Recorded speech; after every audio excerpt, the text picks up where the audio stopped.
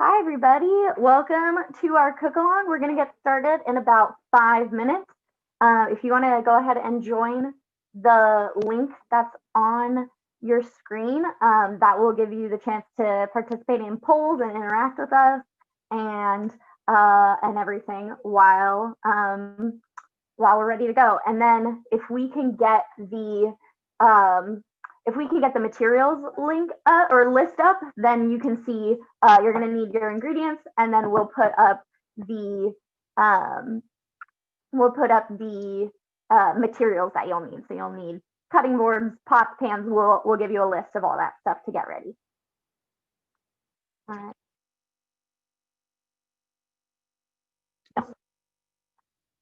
No.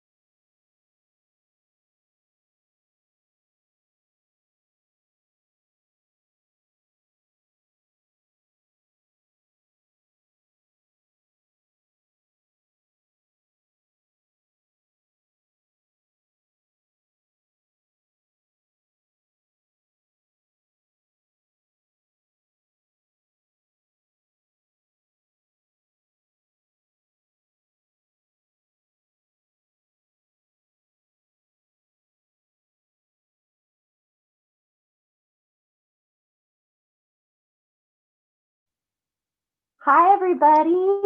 Thanks for joining us for our Hope Collaborative Winter Cook-Along. I'm Elizabeth. I am the Food Justice Community Organizer with Hope Collaborative, and we're so excited to have you all here during these weird COVID times. We've been doing this a lot with our Hope Young folks. We've been doing cook-alongs throughout the summer on Zoom, and this is our first time taking it live to YouTube and inviting in our community. And so we're really excited to have you here. And today we're going to be making a few things. And if you could see before the materials list, we'll go over that again. And throughout this live, if you have any questions, feel free to leave them in the chat, or and they will be relayed to me. And there is also, since this is a live link, but you're also, since it's on YouTube, you're able to rewind, fast forward, so you can go back and forth. And no matter when you leave your comments, if you're a minute behind, 20 minutes behind, I will get your question and I will answer you. Yeah.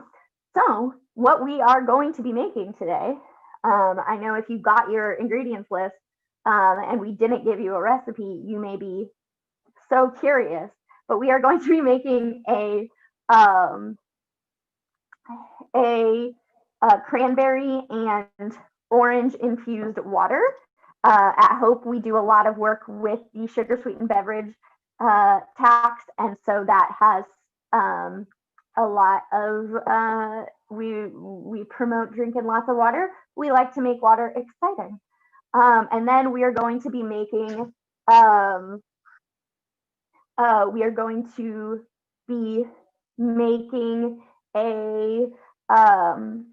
verdolagas white bean and squash stew. And we'll talk about, you might not have white beans, you might not have verdolagas. We're going to talk about the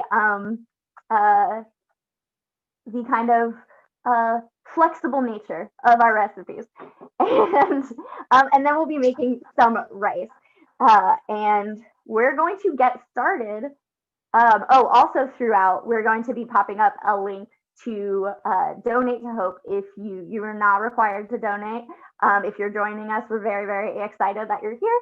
But if you would like to, there will be a QR code on the screen, and you can go to that link and it will tell you how to donate. But anyways, without further ado, we're gonna get started. Oh, I also, silly me, I have 3 of our Hope Young folks joining me here today.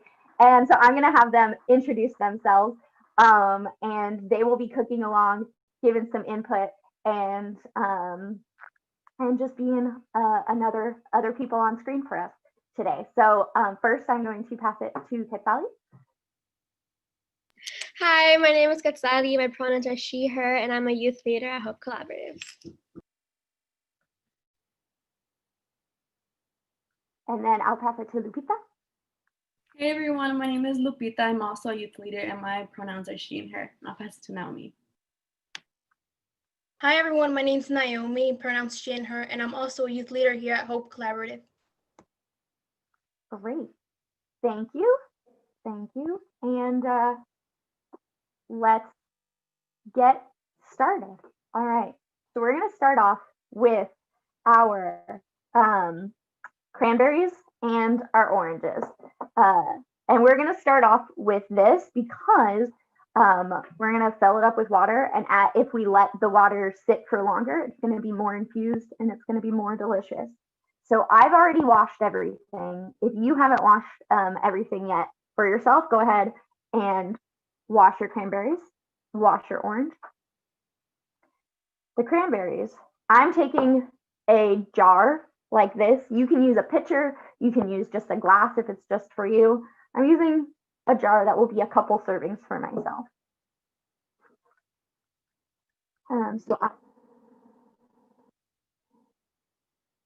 Okay, perfect. So I'm going to start off with the orange then.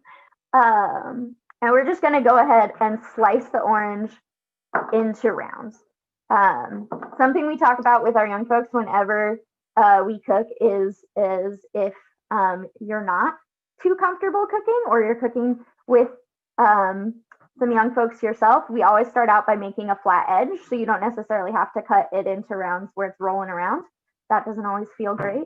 So I'm gonna make a flat edge and then cut along. I'm just trying to make sure that I am in the screen. There we go. Okay. And I'm just gonna cut. And cut. And cut. And then I will take my jar and I'm gonna just drop my orange rounds in.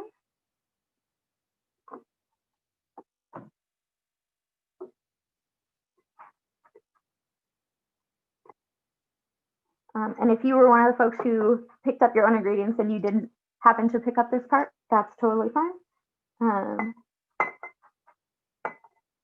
And then I will go ahead and pour the cranberries.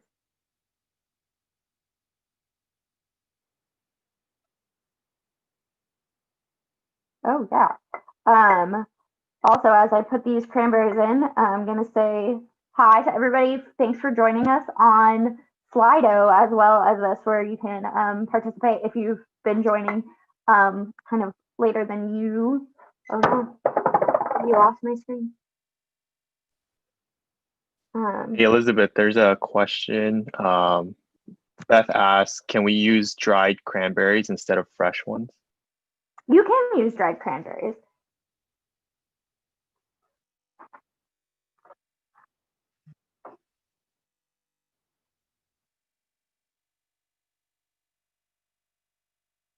No, it was me.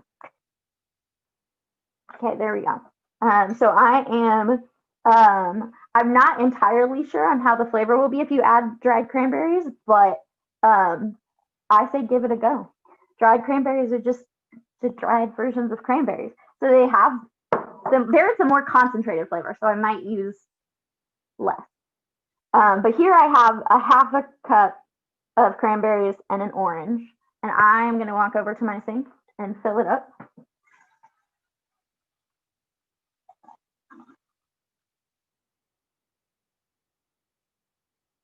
All right, and so now I have this here. I love this one for the winter because it's just a pretty little color. And now I'm just gonna set that up here and let it sit for a while. And then when we're done with all our food, we'll have a nice and delicious water to enjoy with it. All right, I'm gonna just give us all a few seconds to all do that, and then we'll move on. Okay. Okay. So if you were going to do this at another time, then you would maybe you would let this sit for at least 30 minutes. This is going to take us longer than 30 minutes to make, but the longer it sits, the more flavorful it will be. But after 30 minutes, it should be good to enjoy. So if you want to sip on it while you cook, feel free.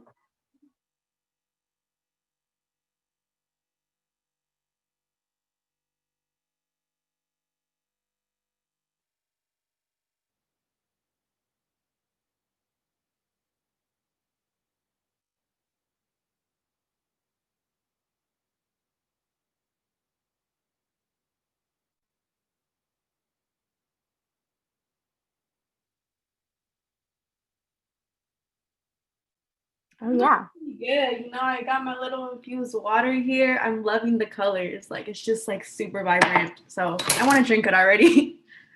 I know.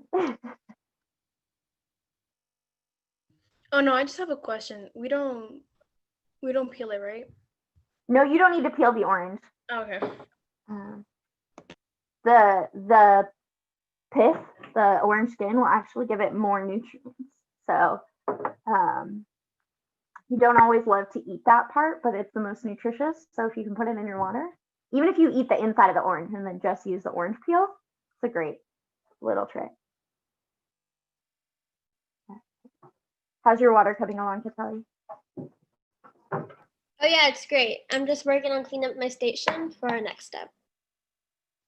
Perfect.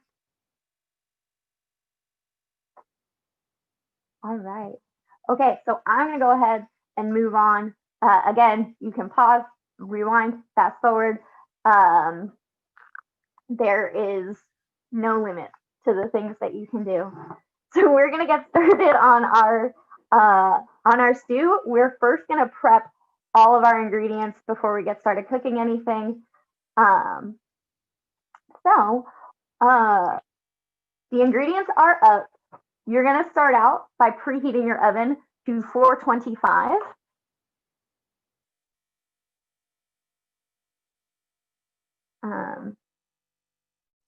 Gather your ingredients, and I'm just going to walk through prepping them all. If you've already done this, then enjoy the show, and if not, prep along with me. So I'm going to start out with an onion because I think at this point we've been on long enough that you can see me cry if it happens. So I might have to cut away, but I don't actually have to cut this onion too much. So I've again already washed all of my ingredients. As we move on, I'm going to remind you, wash your ingredients. We packed these at our Hope office wearing gloves and masks, and we're as safe as we can be, but always wash your ingredients. It's just a good practice to have, even when we're not in COVID time. So what you saw me do is peel away a little of that outer layer, and I'm just going to continue to do that.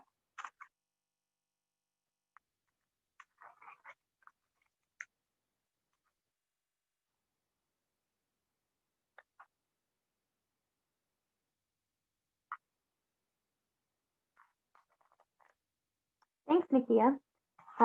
Yeah, we tried this at a Hope event in person last year, and now we're glad we can at least share it with you in your own home if we can't bring you together in person. So I'm going to take this onion, right, and I have a tendency to hold things up. And so excuse me while I realize that I'm on camera. Okay, so I'm going to take my onion.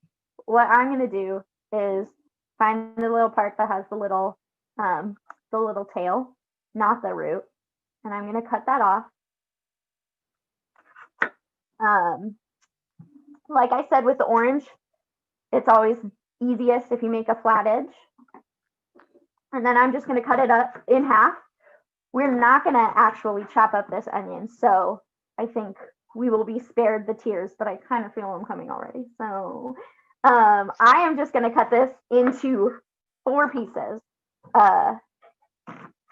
And we are going to save 1/4 of the onion. I'm probably going to save the smallest quarter of the onion. I'm going to put that off to the side because that will be for our rice. And the remaining 3/4, I am going to, this is actually a pretty big piece. So I'm just going to cut that again in half and again in half. But because we are going to roast those, so I have here a baking sheet with some foil on top. I am going to put our onions on top of there. So we don't actually have to cut it all the way because we're just going to roast that and then put it in the blender. And if, by the way, at any point in today, there is a tool that I'm using that you don't have, feel free to drop a question in the chat because I have lived without every tool that I have. So I can give you hints on if you don't have a blender, how to get everything together. If you don't have anything, we can make it work. We will make it work for you. Hey, Elizabeth, there was a question on YouTube from Virginia. Oh, hi, Virginia. That said, did I see you put cilantro in your water? If not, what about doing that? I didn't put cilantro in my water, but I remember, Virginia, when you picked up your kit yesterday, you told me that you love cilantro. So if you love cilantro, put cilantro in your water. I also love cilantro. I might actually just rip off a couple pieces and try that myself. Most of the cilantro you're gonna want for our stew, but like feel free. I went ahead, I added even more festive now. You see that? It's even more festive with the red and the green. All right. The next thing I'm going to do is I'm going to take our tomatillos. These are the only thing I'm going to wash right now. I have washed everything else, but our tomatillos. And maybe we can ask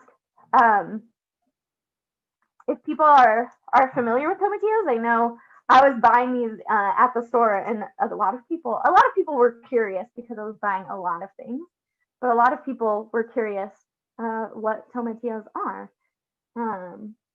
So let me know if you've ever cooked with tomatillos. I know a lot of people have had them probably, but let me know if you've cooked with them. So I am going to take my tomatillos. Some of you have tomatillos that already have their husks removed. And in that case, you just wash them because they're a little sticky. That's just what they had at the store. Others of you have them that came in a big bag. You can take those out. And you'll want to remove all of the husks.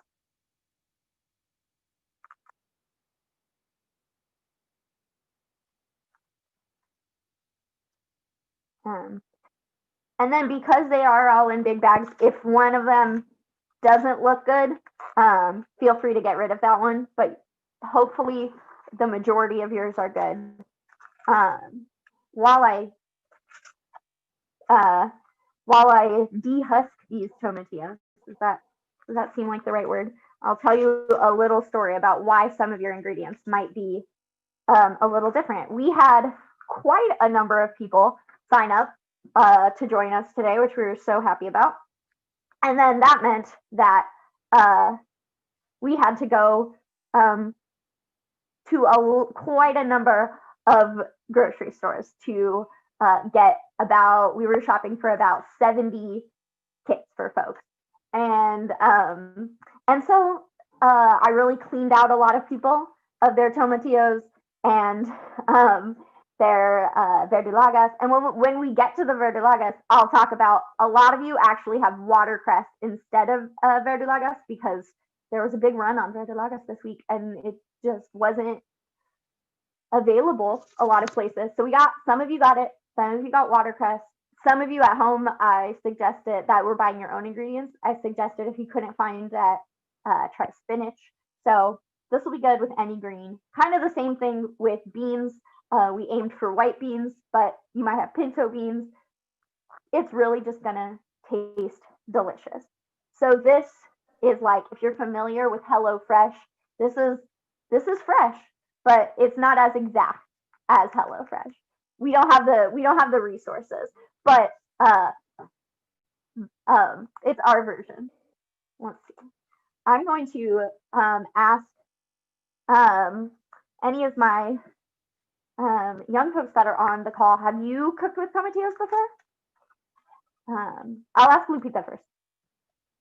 I haven't, but like my dad, he'd be roasting these for the chiles and stuff. So it's always my job to peel it. I mean, I always liked it because it's like opening like a present. You're like unwrapping it hella fast. So yeah. Awesome. What about you, Kasali? No, I haven't, but it is really fun unwrapping it, and it's like a cool texture. So Yeah, I like the outside. Naomi, have you cooked with tomatillos? No, I've never cooked them, but I've also I've had to peel them for my mom when she makes salsas because these are the ones she uses. Mm-hmm. These are my favorites for salsa. I'm Hey, going Elizabeth, to wash all of these. we have a question from Veronica asking how many do we use for the tomatillos?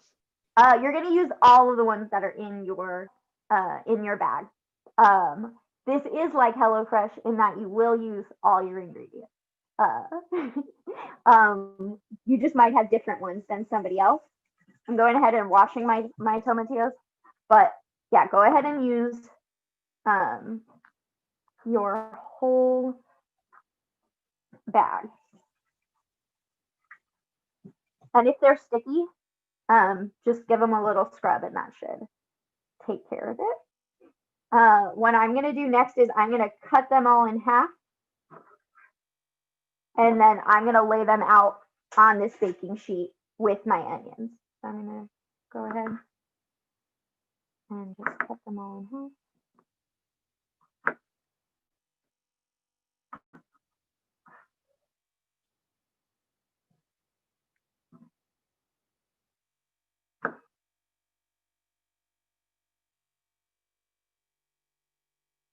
Oh yeah.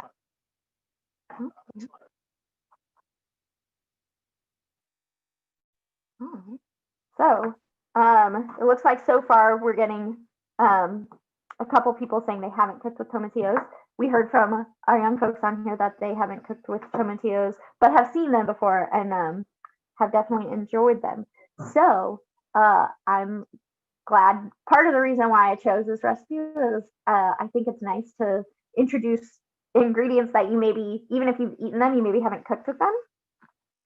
So I'm going to show you this one tomatillo I have that is a little bit wrinkly and might not be too good. So I'm just going to set that one to the side and not use it. But I still have a good number to use.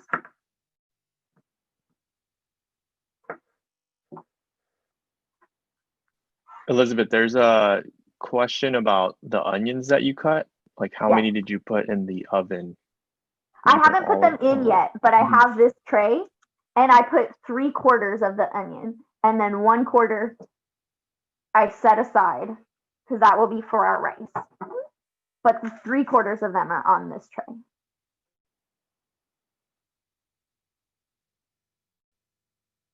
Oh yeah. Oh yeah. So for the as we cut everything, not everything will go on the baking sheet, but get out your baking sheet and that will have the onions and the tomatillos, and then we'll move on to our next ingredient that's going to go in there. I'm actually going to go through and prep all the ingredients first before we put anything in the oven, just because I know for some folks it's a little overwhelming to still be prepping stuff while stuff is in the oven. So we're just going to go slow. But again, you do have the ability to pause, back up, go forward, endless possibilities.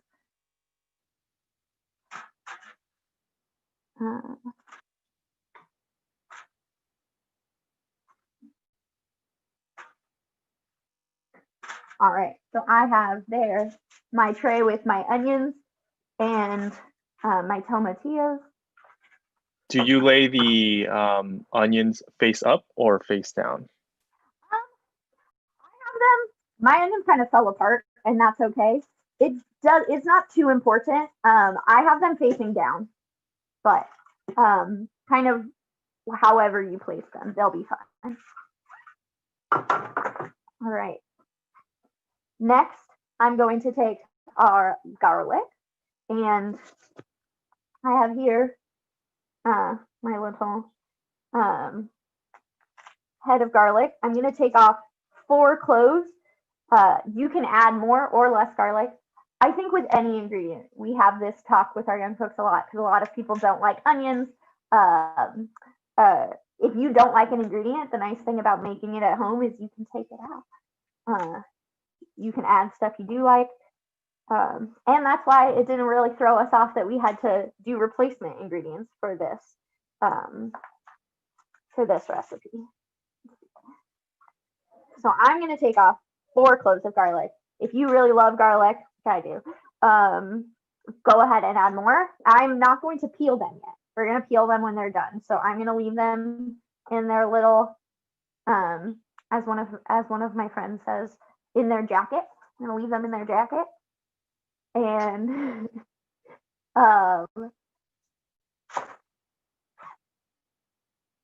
and there we go. I laid those out on the tray, and then the very last thing that's going to go on our tray is a pepper. So we have these are Anaheim chilies, and they kind of range if they are spicy or not. But they have a little bit of spice to them. If you like it spicy, you can use all of them. If you don't like it spicy, you can use one of them, 2 of them, none of them. Please, use your preferences. But right now, we are just going to take one of them and put them on the baking sheet. The rest are going to be for in the stew. We're only going to roast one of them right now. And then, let's see.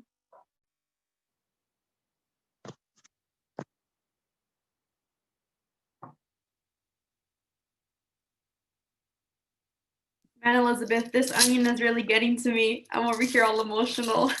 Oh no, Lupita, don't cry. It's only an onion. Goodness, is anybody else having an emotional moment with their onion? I for sure did.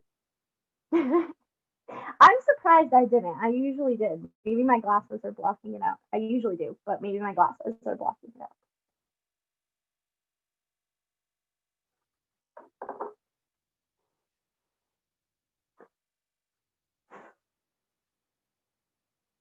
All right, so I'm gonna go ahead and prep the rest of our veggies before we put everything in the oven. This is all that's gonna go in the oven. So feel free to leave that sitting there for a second. And I'm gonna introduce the rest of the ingredients and then get started with putting that in the oven. So the rest of our ingredients, we have a chayote, which is a delicious squash. And we have some potatoes. We have, you either in your basket or in your basket, like this is chopped. You either in your bag, you either got a butternut squash or an acorn squash. Both are delicious, both are good, both would work. Again, I had to go to many stores and buy many squash. I did make a friend in the store who wanted to know why I was buying 70 squash, and I told him I was doing a squash cleanse. It's like a juice cleanse, but with squash. Let's see. For my young folks on, what squash did you get in your bag? Okay, so Lupita, you got a butternut squash. Katali looks like all three of you got a butternut squash. Awesome. Okay, so I'll show how to cut them both because I know this can be kind of a lot of people don't cut a lot of squash because it's kind of hard. But I'm going to actually go ahead and put my tray in the oven because I realize it does have to go in for 15 minutes.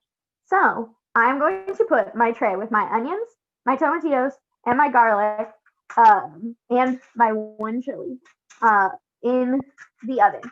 If you would like to, feel free to drizzle it with olive oil. Not required, but you can.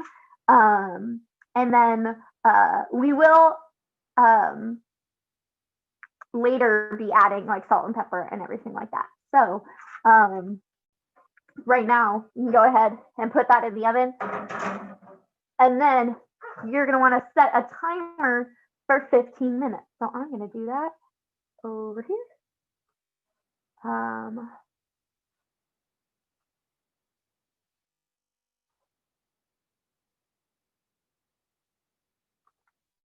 Elizabeth, Yes, I missed how much of the garlic we're supposed to put in. How many? I did 4 cloves of garlic. Oh, okay. And then just one of the other chiles? Yes, just one Oh, of the thank others. you. Mm-hmm. All right. So I'm going to start off with our potatoes. Now, whether or not you like your potatoes peeled is a personal preference. I like my potatoes peeled. If you like the potato skins, that is totally up to you, but I'm going to peel my potatoes.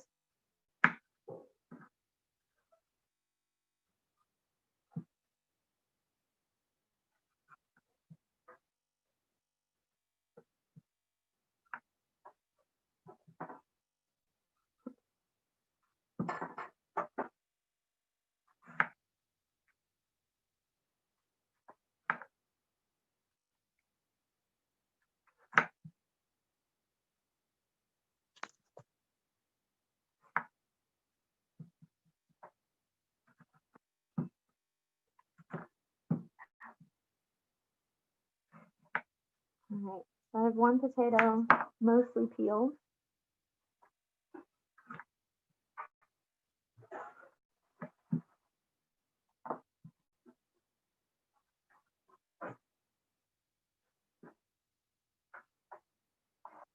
So maybe right now I'm going to ask Lupita a question, if you're willing to answer, because this recipe is loosely, like I said, I had to change some things up, but we got this from a cookbook that we'll be giving away as a prize later called the Decolonize Your Diet Cookbook. And Lupita was actually the person that introduced this to me during our Food Justice Summer School in the summer. But do you have any like anything you want to say about it? Because like you gave me some inspiration with that. Oh yeah, for sure. That's like one of my favorite cookbooks. Like I remember when it was just released because my mom's like good friends with one of the like authors or something. And so like the recipes are so good. Like during our Food Justice Summer School, we made the cauliflower ceviche, which was so bomb. Oh my God. I really want to make some more too. I might have to go to the store and get a head of cauliflower. But yeah, it's a really good book. So if one of y'all wins those books, that's an amazing prize. Super good recipes. The pictures are beautiful. The book is just really like, it's so well made and the cover is really pretty and stuff. So yeah. Awesome. Thanks, Lupita. Yeah, once Lupita recommended that, I went out and got that cookbook, and then I thought one of you all needed this cookbook in your life because it is great. And it gives a lot of history. We talked a lot in Food Justice Summer School about decolonizing our diet, which means like talking about where what ingredients were here before colonization happened. And a really great thing about this cookbook is it will talk about kind of old ways of eating, and but also how to integrate things that have come in. It's not about like cutting everything out that isn't native to the land, but to really understand how things get here and to like appreciate the ways that people ate before colonization. And so in the original recipe, there were not potatoes and we're not chayote, but those are great ingredients that we can throw in and enjoy. All right, so I'm going to move on to my chayote. If you want to peel your chayote, you can. The skin is perfectly good and edible. Don't ask me why I'm fine with the chayote skin, but not the potato, because I couldn't tell you. But I'm going to cut it in half.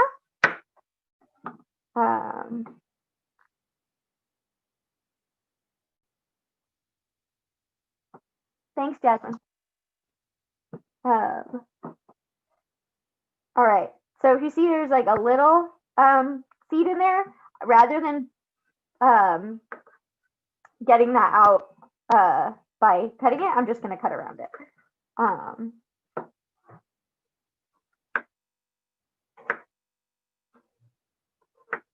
right. So now I'm going to ask Kitsali, do you cook with chayote? Have you cooked with chayote before? I haven't, but my mom makes soup with it, and it's like so good. I love it. Awesome. What about you, Naomi? I have helped my mom cook with chayote, and I've also cut it. I don't like the feeling it gives on your fingers if you don't wash your hands well. It can be a little slimy, but I really like the taste of it. I had only ever had it in soup before, and then once I was working at a school and we did a taste test with it, and we spiralized it, so we did it raw, and it was delicious. It was really good as like a little salad. All right, I'm gonna cut these in little pieces, about that big. I just want them to be all about the same size, so then they will cook evenly. Elizabeth? Yes. Is the oven supposed to be at 300 or at 250? 425. Oh, 425? Mm-hmm. Okay, thank you. Mm-hmm.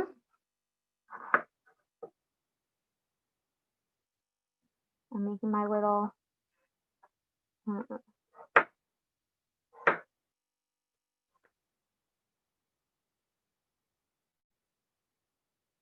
Oh, you really like the cutting? So I should start a vegetable chopping ASMR channel. For those familiar with what that is, it's just sounds you like to hear. I personally really love the sound of chopping vegetables. That's why I do it so much.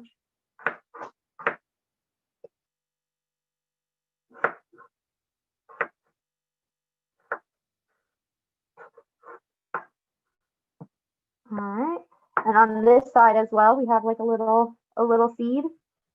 But you can just chop around that.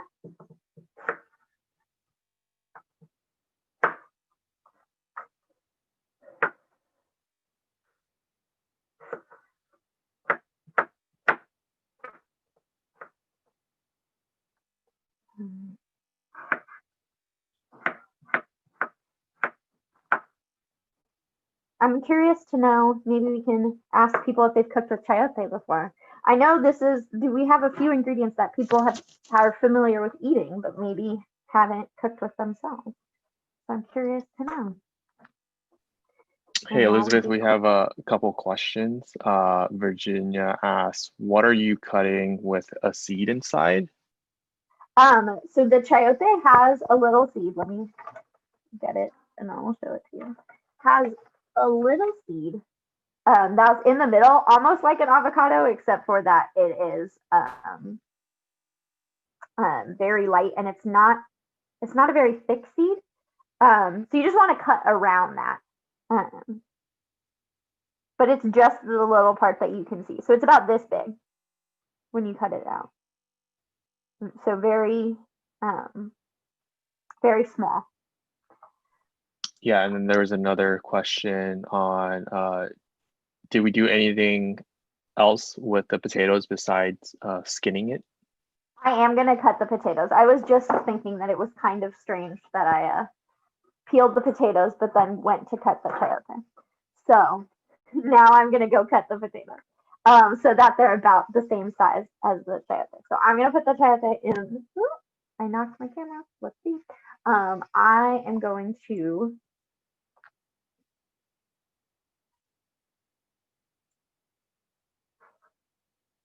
put my chayote in a little bowl.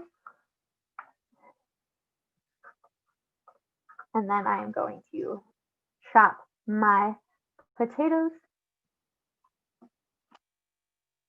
Oh yeah. I just have a bowl. I put a paper towel in it just because it was a little wet on the bottom from the washed ingredients sitting in there. It's not necessary. Okay, so I am now going to cut the potato similarly to everything. I like a little flat edge. And then I'm going to cut it across.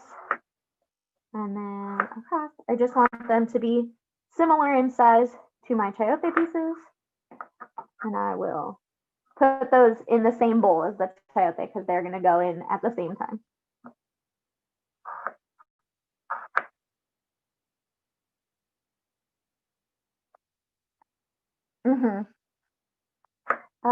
Okay, so then one more.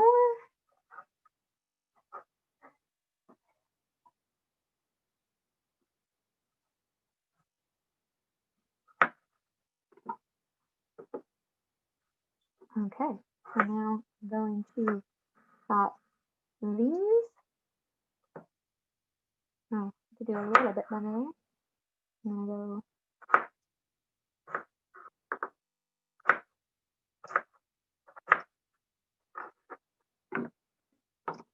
Again, putting that in the same bowl with my chayote.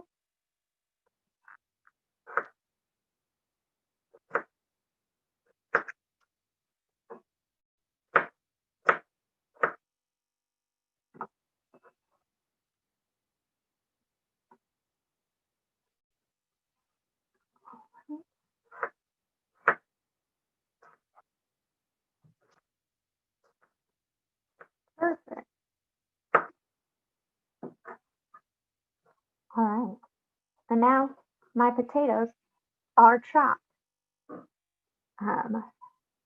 Next, I'm gonna move on to my chiles. Now, I really like spice, so I'm gonna use all 4 of my chiles in hope that it will be pretty spicy. If you are not a big fan, use 1, use 2. Remember that there's one that's going to go in our sauce, and this is going to go in our the chili pieces are going to be in the stew. So again, with my flat edge, I like to do that, or you could just lay it down. And what we're going to do is we're going to take out the seeds. If it's spicy, this is where the spice will live. So if you don't mind it being very spicy, you can leave some seeds in, but I'm going to go ahead and take those out.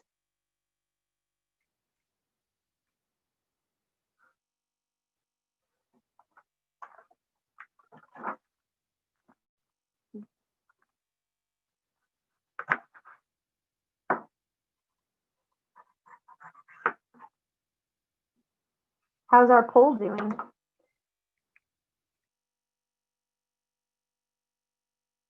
Okay. Okay. You know, I get polls are probably they're hard to do while you're cooking because I'm gonna say I couldn't answer a poll right now. But I'm glad to see people in the chat when they have questions because that's what we get a lot when we do this in general at home. All right. So I'm gonna take my third one.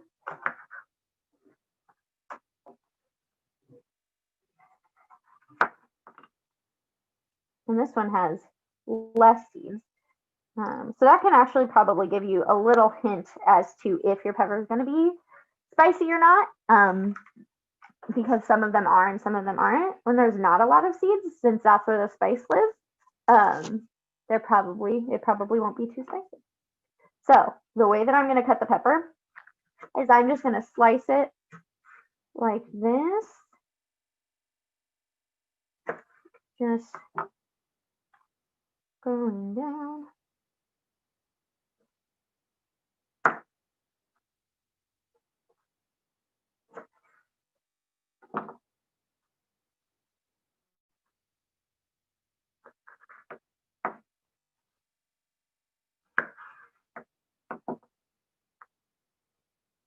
All right, I'm just going to get them all about the same size.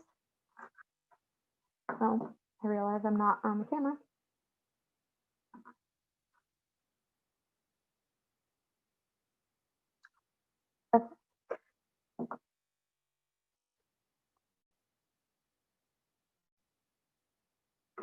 Oh, and it looks like my timer is going off. So I'm going to go ahead and stop that and get an oven mitt.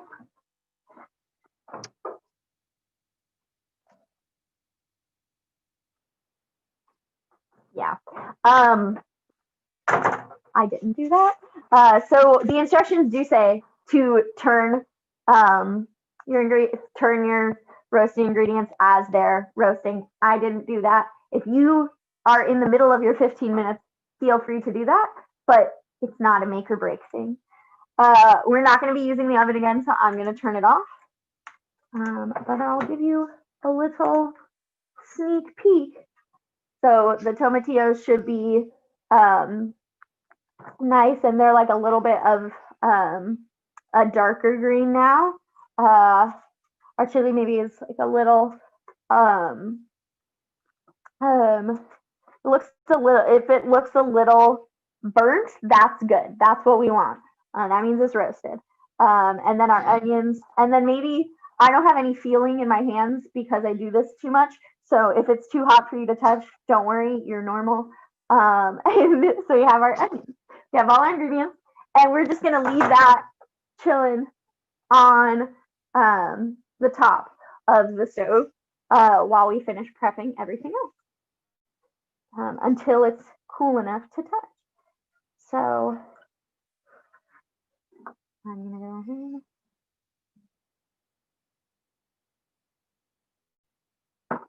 we're gonna move on to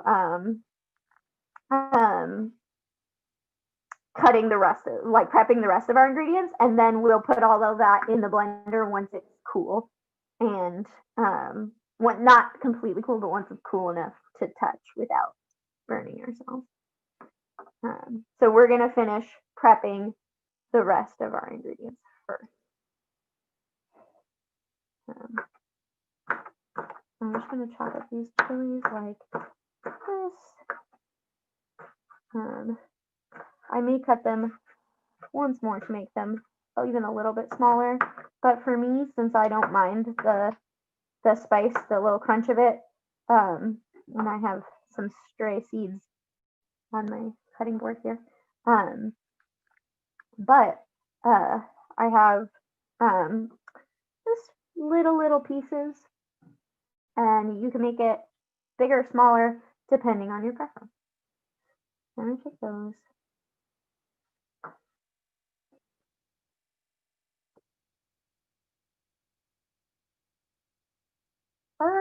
So we have 5 people that say they haven't used chayote. So again, I'm excited. This is why I love to choose recipes that are like stuff you might not have cooked with before. And hopefully you like it. I did yesterday while handing out my kits happen upon some folks, which hello to those folks if they're joining us today, who hadn't signed up but saw me handing out some food and wanted to get on board. And somebody asked me, is it going to be good? And I said, I hope so. But if it's not, at least it's free. So if you don't like the chayote, I'm sorry, but at least it was free. It's a very mild flavor, so it's kind of similar to like zucchini.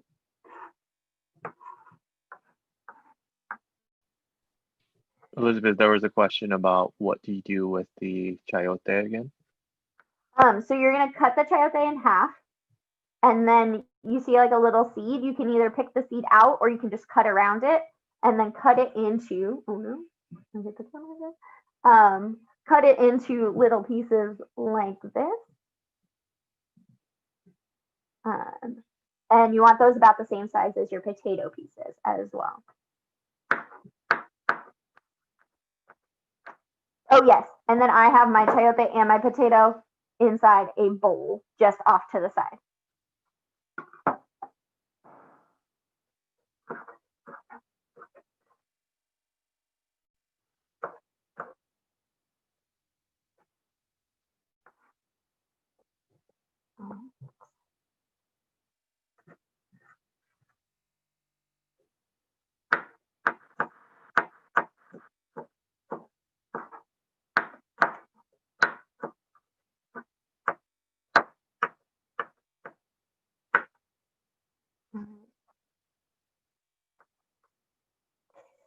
We love the sound of the chopping vegetables, so sometimes I just leave it for people to hear the sounds of the chopping.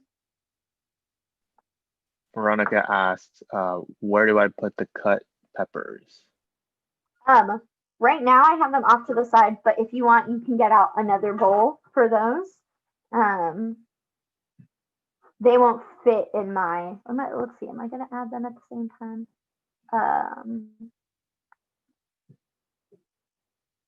Oh yeah, I am.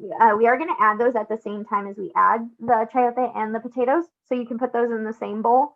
My bowl is a little full, so I am going to put them in just their own little bowl.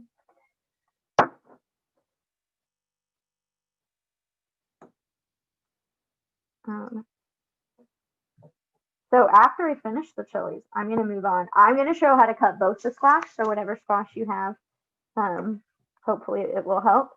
But I'm curious how many people have cut their own butternut or acorn squash before.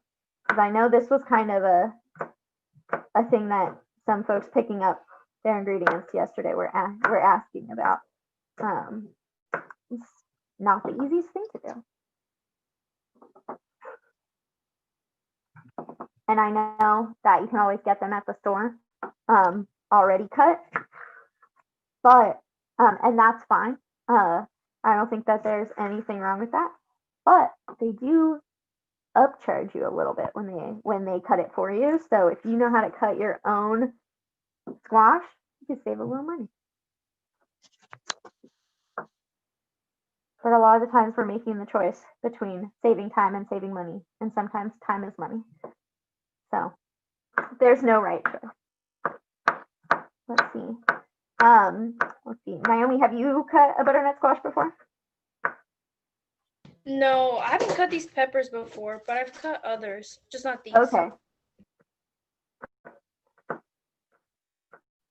These ones are thankfully not going to be super spicy. Like a jalapeno or a habanero or something like that would be really spicy, that I might be wearing gloves because they really, if your skin is dry, it'll really get spicy. But as always with peppers, you want to, after you cut them, before you touch your face or anything, you want to wash your hands really well. Also, because of COVID, just constantly wash your hands all the time. Katsali, have you cut a big squash before? I have not, but I've seen like my parents cut it for like butternut squash soup and all of that. So I kind of know how to do it, but Okay. What about you, Lupita?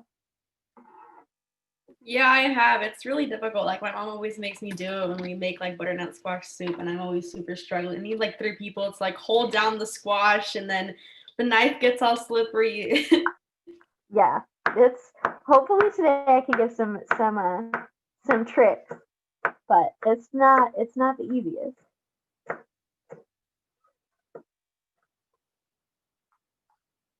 Okay.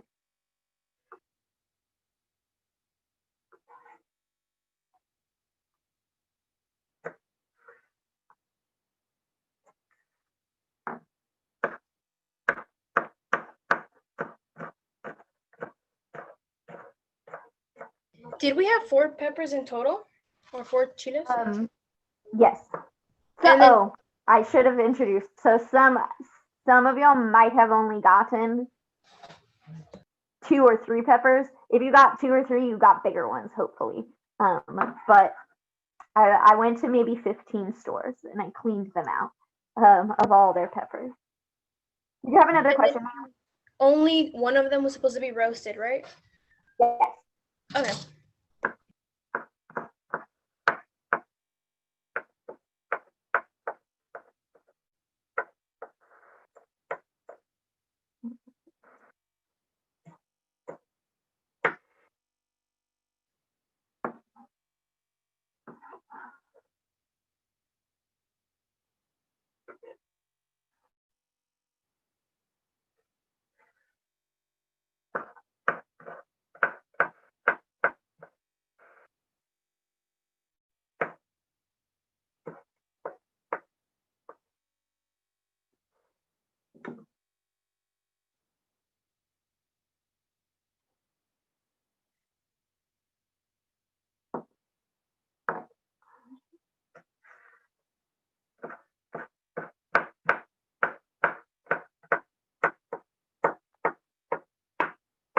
All right. At this point, I do have maybe half a pepper left.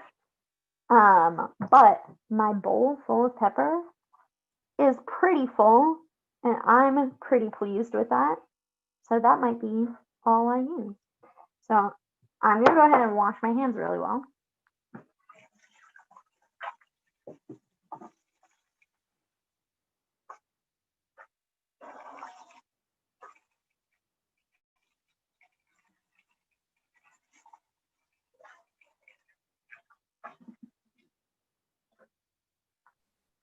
All right, Elizabeth, we have some questions.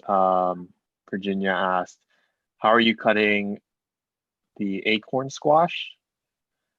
I will. And- I'm gonna move on to that right now. All right. Is there another one? Yeah, and then Angel R asked, what's the difference between acorn squash and the butternut squash? Ooh, there's a little difference in flavor. They're different, but they're both winter squash with like a hard outer shell, and so they'll cook similarly, which is why I could give some of you butternut squash and some of you acorn squash and still the same recipe. But it'll be like a little bit of a different flavor. Butternut squash, I think, is a little bit sweeter, maybe. And the acorn squash is a little bit of a nuttier flavor. But I think they're both delicious. And if you enjoy this stew, but you wish you had a different squash, I encourage you to try it again with the opposite. All right, so I'm gonna go ahead and I'm gonna start out with the butternut squash, just because I think more folks got the butternut squash, and then I and we can use kind of the same idea to cut both of them. I'm gonna show you two different ways to cut them. So first, you want to wash your squash. I know that in the world of squash and maybe melons, a lot of times we think that if we're not going to eat the part of the food, that we maybe don't need to wash it. But when things move around, a lot of people touch them. And then when you take your knife, you're just dragging it through everything that everybody's touched. So not to make this gross, but wash your squash. So we have a couple of different options. To make your squash a little bit easier to cut, I know not everybody has a microwave, but if you have a microwave, something you can do is you can go through and you can kind of just like stab your squash just around like this. Be careful with your knife, but you can go ahead. And you can also wait for both options to decide which one works better for you. I got my knife stuck in it. And you just want to, almost like if you've cooked with made like a baked potato or a sweet potato or something, like you might take a fork and stab. You could also use a fork for this, but I just have my knife out. And I'm going to do that just a little bit more on the top, just giving it a little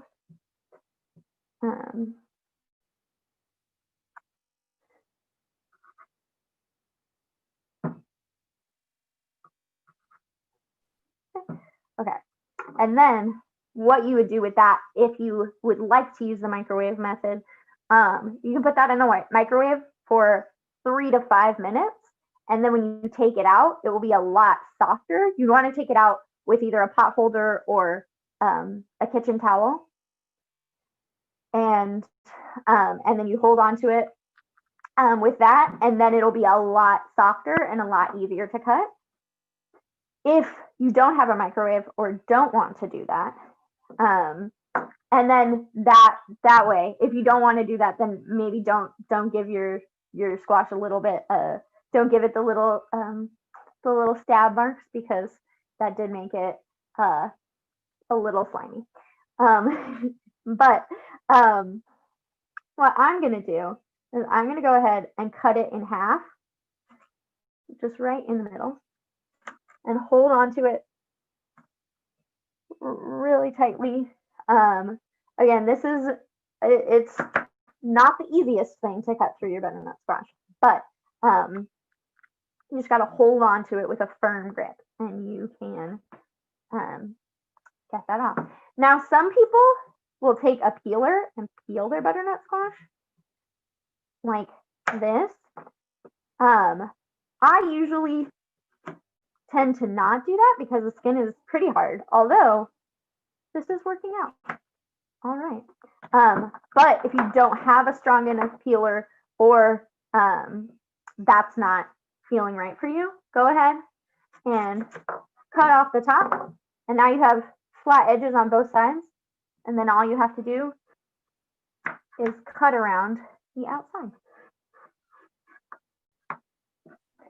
Elizabeth, we have a question from a couple of folks. If there if they are not cooking today, should they refrigerate the squash? You do not have to refrigerate the squash. The squash will stay good for quite a while, not refrigerated. When you buy squash already cut up, then you would put it in the fridge. So if you did chop it up right now and you were going to cook it later, then you would put it in the fridge. But before it's cut up, the outside is going to protect it and keep it fresh for longer.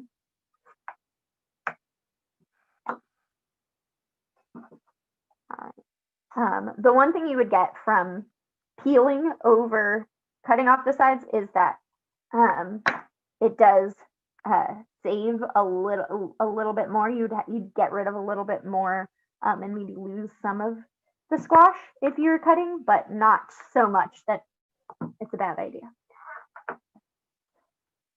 Okay, so the next thing I'm going to do, I'm going to cut this one in half. So this side is going to have seeds in it. So this is going to be a little bit different. So I just, when I'm cutting into this side, go down one side.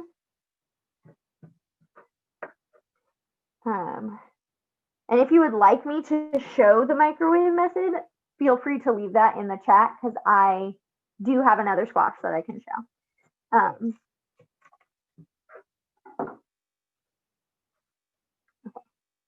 So what we're going to do here is I'm going to scoop out the seams.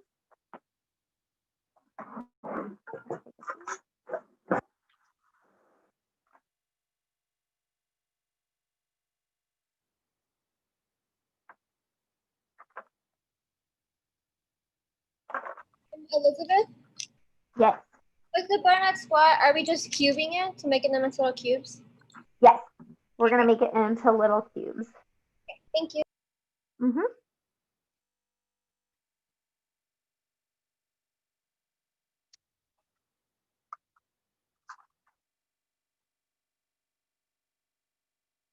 All right. So it looks like 60% of people have that answered the poll have never cut a butternut squash.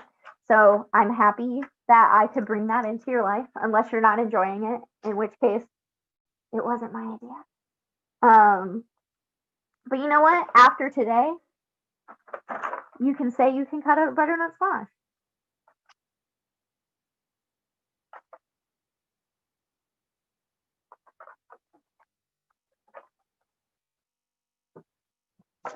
All right. So this side is a little trickier to peel, so I'm going to show you just because it's rounded. And if you want to stand it up, oh no. What I would do if you were going to peel it is cut off this side so that you could stand it up more easily. You can go through and peel like that. But if you're using the method where you're cutting, this is what I would do. I would just cut like this, which is about the size, that you're gonna, of thickness that you're gonna want your squash, and then just cut around the sides like this. Any method works as long as in the end you get your squash. So I'm just gonna go ahead and cut it that way. Oh, and the reason that I'm getting little broken off pieces is because that's from where I stabbed my my squash to show the microwave method. Did we get any requests to show the microwave method, or are we good?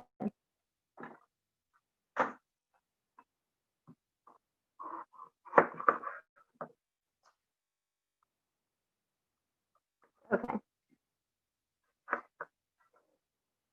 There is a question about the acorn squash. Is it okay to leave some of the skin on? So the skin is not going to be super soft enough to eat, and we're going to put it in the stew. So I wouldn't necessarily leave the skin on. If you do, then I would say you're going to want to cook your stew for a bit longer so that it will be soft, but I would cut the skin off. Unless you know you like acorn squash skin, in which case.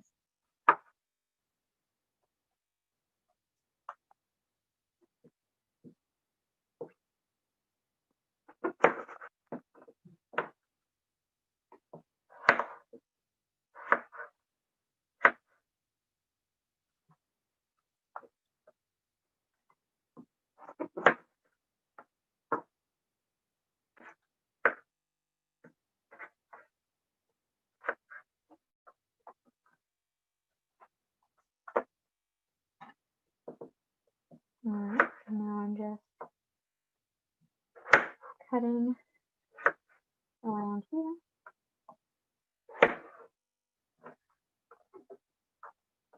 So the other side, I'm going to peel it just so we get both methods. Again, I'm going to cut off the bottom just so that it stands a little bit flatter. And if you see me throwing stuff on the floor, it's because I have a bag for my food scraps on the floor, not because I throw things on the floor.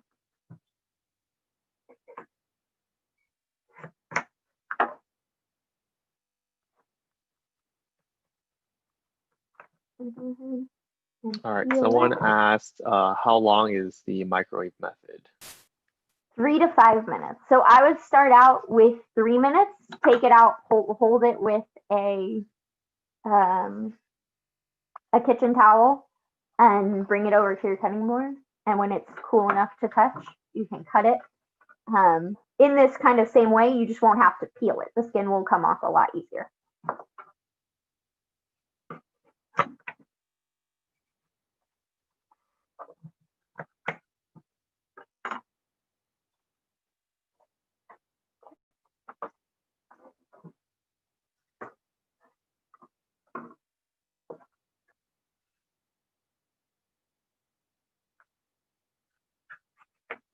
We're using the whole squash, right? Yes. Okay, thank you. And then I only put mine for 2 minutes, well, 2 to 3, but I'm still able to cut it. And do I peel it or do I cut off the peel like you did? You can either one. Did you put it in the microwave? Wait, what? Sorry. Did you put it in the microwave? Yeah. Then you can. It will probably be easier to cut it off than peel it. Oh, okay, yeah. Okay, thank you. Oh, and Elizabeth, I put the cubed butternut squash in the same bowl with the potatoes and all that stuff, right? Yes. Perfect.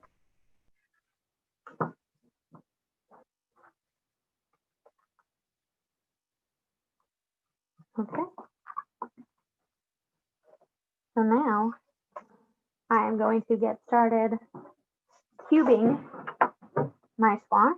So I'm just going to cut it and this way. And then we just want it to be about the same size as the chayote and the potato because they're all going to cook at the same time. And so we want them to cook about the same way. All right, we have another question for the acorn squash. Do you leave the seeds in? The seeds are totally edible, so you can leave the seeds in. I always tend to take them out, but feel free either with the butternut or the acorn to leave them in. When I cut, I'm going to show the acorn squash next, and I'll be removing the seeds, but totally preference.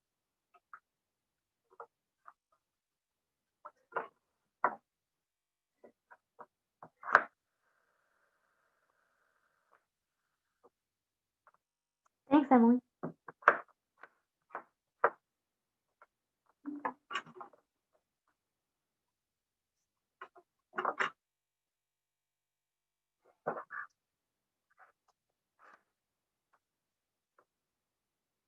Okay. All right. So I see. I was thanking Emily for saying this is her favorite show. So thanks, Emily. If you weren't looking at the chat, always get big love from Emily during our YAB cook-alongs. So glad to know you're still enjoying.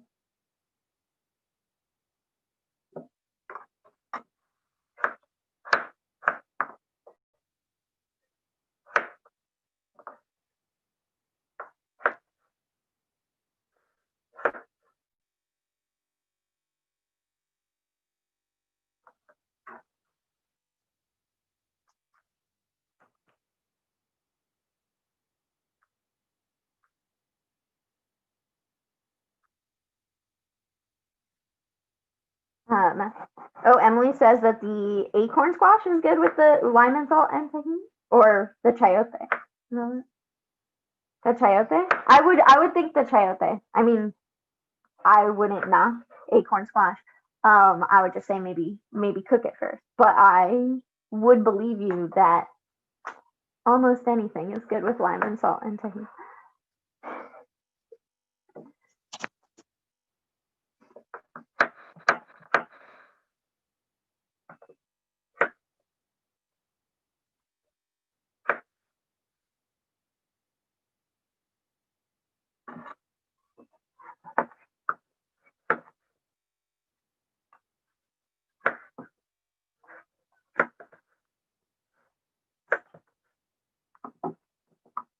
I'm just gonna cut these.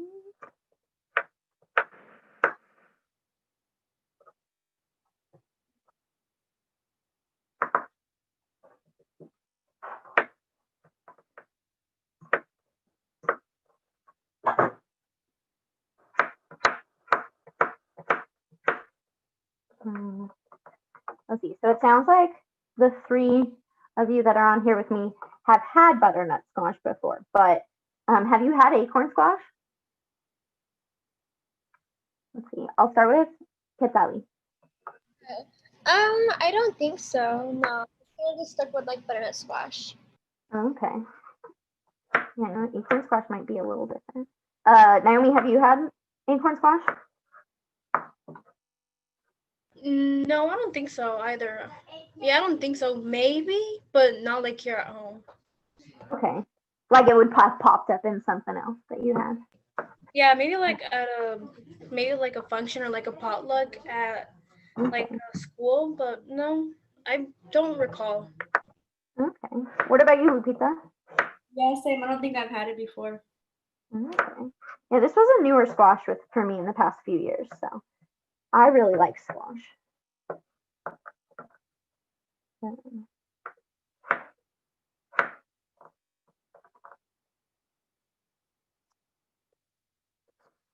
So squash is really delicious, and the different winter squashes, like I said, they're all gonna cook in a similar way. So basically, any squash you can find with like a hard shell. So a pumpkin would cook similarly. Although a pumpkin, a lot of the times, if you roast it separately, will be really good. Let's see. We also have delicata squash, and that's, I don't think I gave anybody a delicata squash, but that would be something else that would be quite delicious in this. So I encourage you to try different kinds of ingredients that have, like, if they have similar consistencies, then they're probably going to cook in a similar way, which means you can mix and match your ingredients and try different things.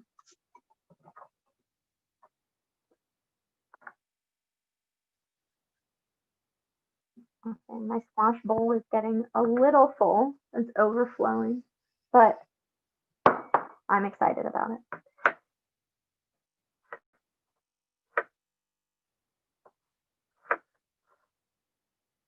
All right, I'm going to move on and show the acorn squash in just a second. I'm just about done with our butternut.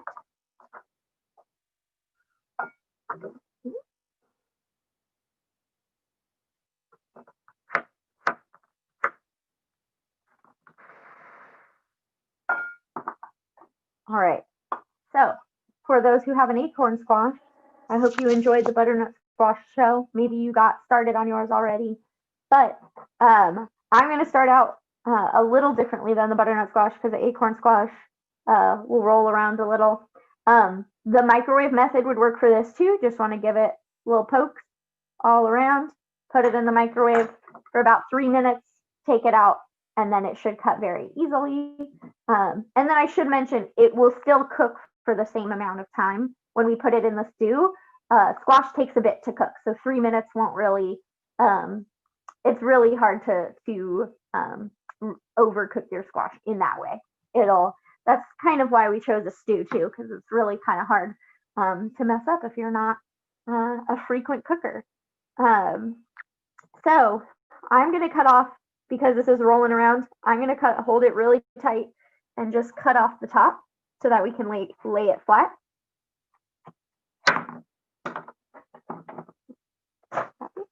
And I'm gonna lay it flat. And then I'm going to cut it in half.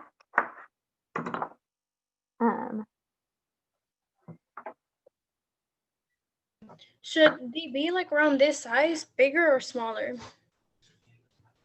The squash.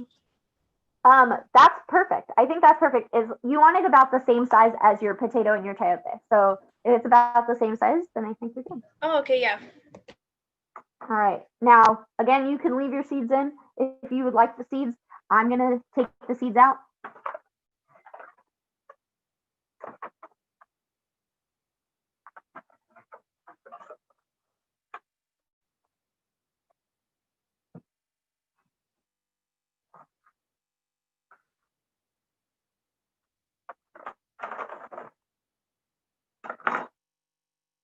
Okay.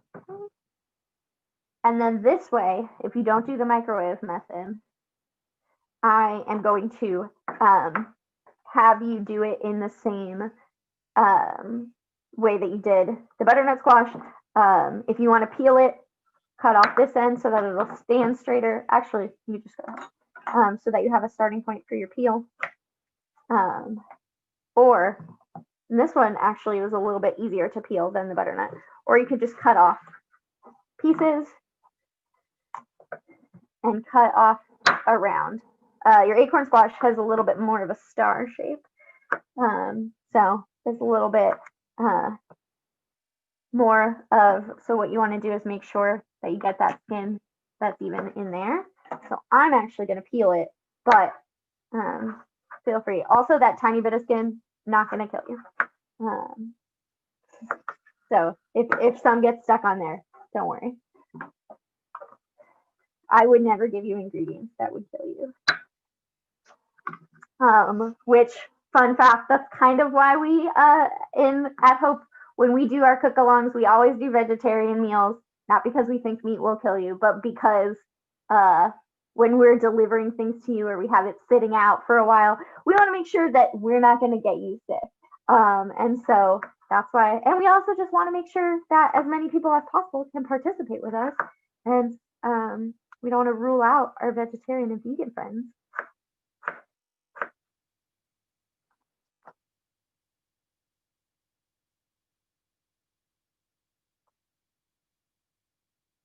Oh, so we have somebody saying their kitchen smells how their kitchen is supposed to smell. I am glad. I love the smell of everything we've roasted so far. Just wait till we get cooking the stew on our stovetop. It's going to be delightful.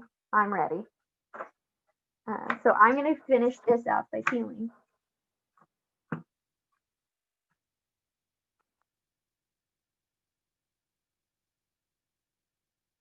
Ooh, Octavia is saying that this kind of looks like cantaloupe, which I agree. I wonder what the similarities are between squash and melons, because they do look similar.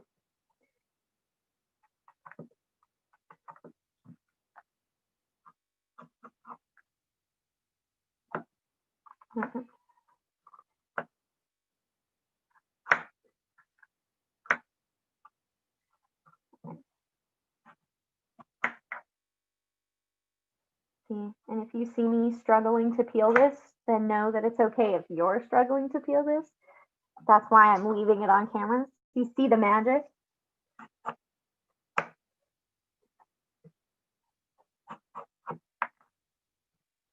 So I'm gonna have to get in there and probably just cut off this part because my peeler isn't liking the grooves of the acorn squash as much.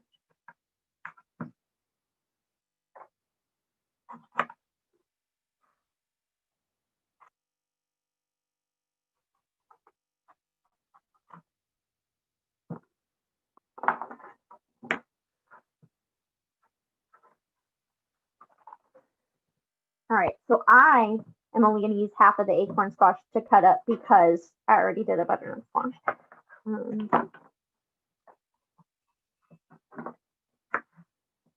And so that I can keep moving and showing y'all what to do next.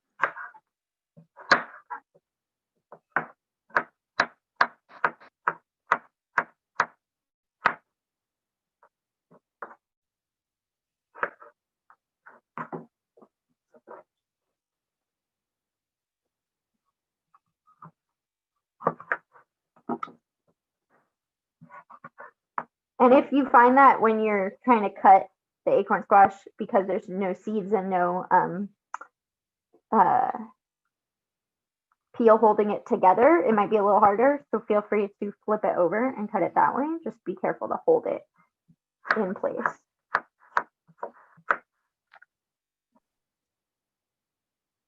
All right, we have another question here. If folks wanted to use a meat protein, which ones would you suggest to use in the recipe? I would say if you were going to put a meat protein with this, probably chicken or pork would be good. And then what you would do with that, I would say you would probably want to get that like seared a little bit beforehand. So then take it off, put it off to the side, and then finish it off with everything. And then you might need to cook that for a little bit longer because veggies don't take quite as long as meat to cook. But I think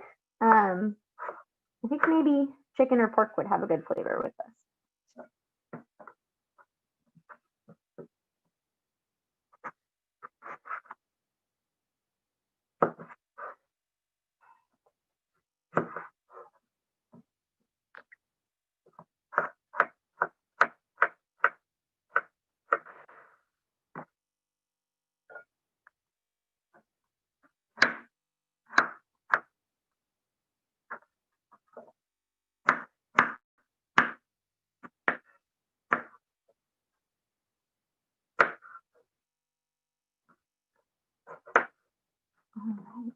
And the very last thing I'm going to prep is my verdulagas.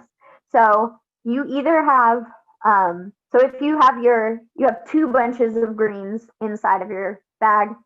One is cilantro, which we'll show that up close here.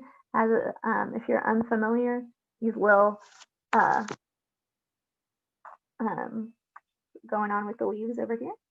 And then we have either verdulagas or watercress. And so I only have verdulagas to show y'all, but they look pretty similar. We have this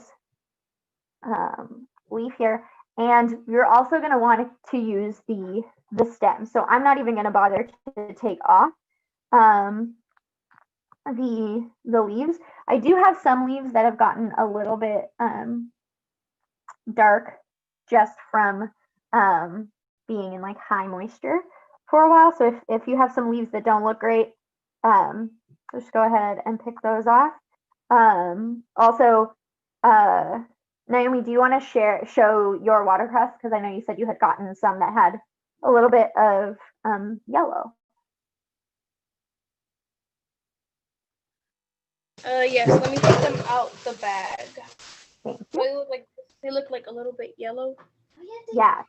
So if they look a little bit yellow for the watercress, those are actually going to be perfectly fine. If they're looking like a little bit like dark green, kind of like this, then you might want to just set those off to the side. But yellow is going to be fine. They're just ready for you to eat them. So what I'm going to do is, because at the bottom of my stems, you can see a little bit of dirt. Again, I washed these already. I'm just going to cut off a little bit of the stems, but the stems are still delicious and nutritious and the same flavor. So you don't always want to cut off the stems. I'm gonna go ahead and then I'm gonna get this its own bowl because that's gonna go in a little bit later than everything else. So this has its own bowl.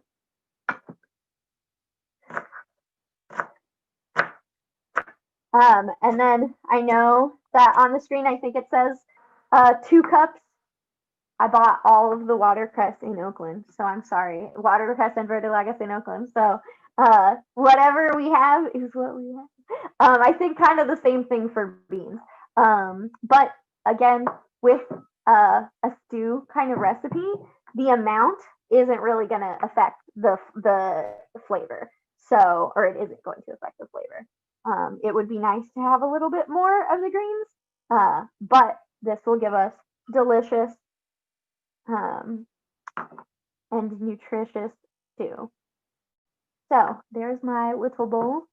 And ooh, actually,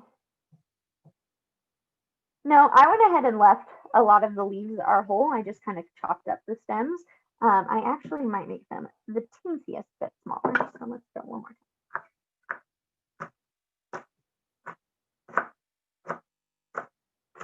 There we go.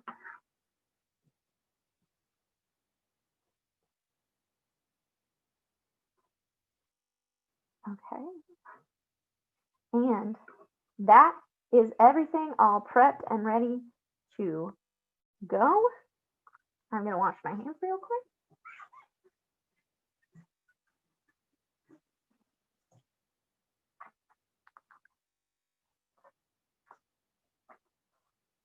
So the next thing that we're going to do, or maybe the last thing that you would want to cut is you don't need to fully cut your cilantro.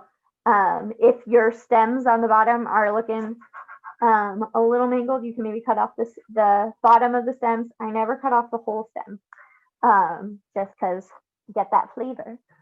But next, I am going to get started on our sauce.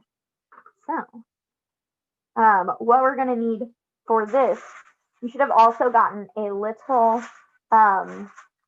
bag full of spices. We always like to give folks spices if, in case people don't have certain things at home. If you want to add more of something, feel free to do that. If you want to add other spices that you like, always welcome.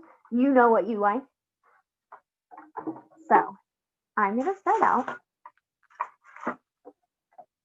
with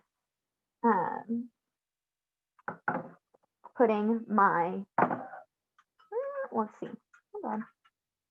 I'm going to just rip my cilantro in half with my muscles. And I'm going to put that in the blender. Depending on your,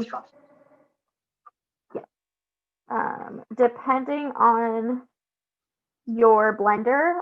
So we moved on now. I think we're on step 3. Should be what we're throwing in the blender. I'm gonna go ahead and move my cutting board out of the way because we don't need it anymore. And then I'm just gonna show you. I put in my cilantro. Depending on your blender, you might want to cut up your cilantro a little bit. And then I'm gonna bring this over. If it's still really hot, don't do this. But I'm just gonna put in all of this stuff before you get to the garlic. Remember, we're gonna take it out of this little jacket. So I'll show that in a second.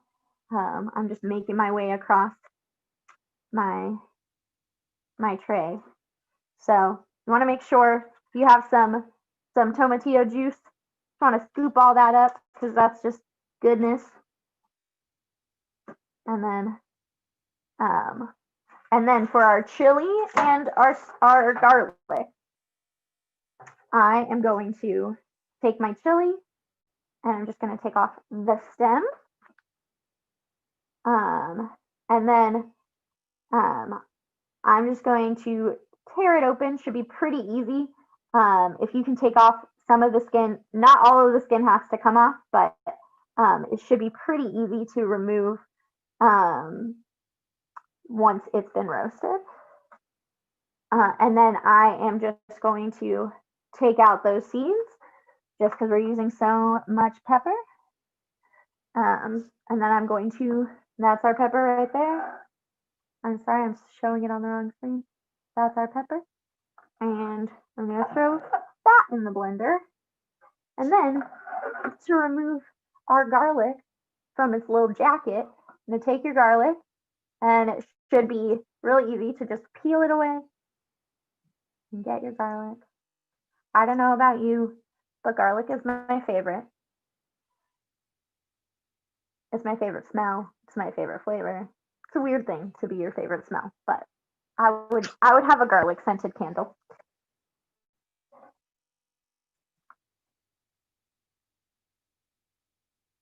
Oh yes, I can go back and show. So this is our garlic coming out of its jacket, and then you just get rid of its jacket. And I had a request to show my chili again. So this is what my chili looked like after I just kind of took it out, took off the stem, and then peeled off the skin. Just it fell away pretty easily. Whatever falls away pretty easily. If it doesn't fall away easily, don't worry about it. You're gonna want to take off the skin, and then I just opened it and took out the seed. Oh, sorry, Elizabeth. I missed the part of the after cutting everything and you're up to the cilantro and the verdolaga. What do you do? So I put the verdolagas in their own bowl, and then the cilantro, I just cut it in half and put it, that's gonna go in the blender. And then everything we roasted is also going in the blender? Yes.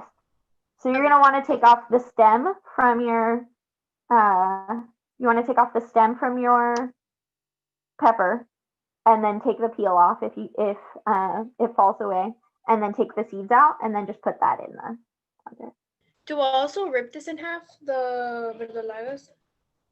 I would just cut off, oh, so many of you have, can you hold that up, Naomi? Many people will have watercress that has roots on the bottom, so you want to cut the roots off. The dirt, we don't want the dirt. And then you just want to cut those into, you can leave the stems on, and then you just want to chop it up into little pieces, kind of like this. They don't have to be too small. So I cut off this? Yes. And then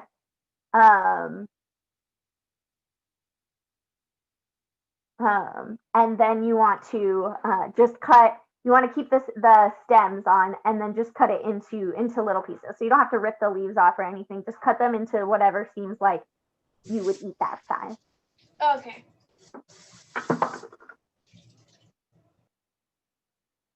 There's a question. Do you blend the whole, whole half tomatillos? Yes. So all the tomatillos went in there. So all my tomatillos, my whole bunch of cilantro, it smells really good. It's like next to my face and everything. My garlic and my onion.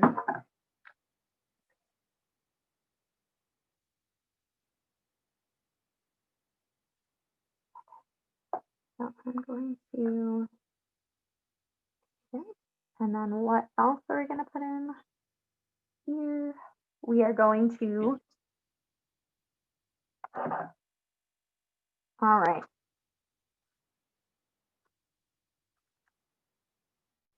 All right, so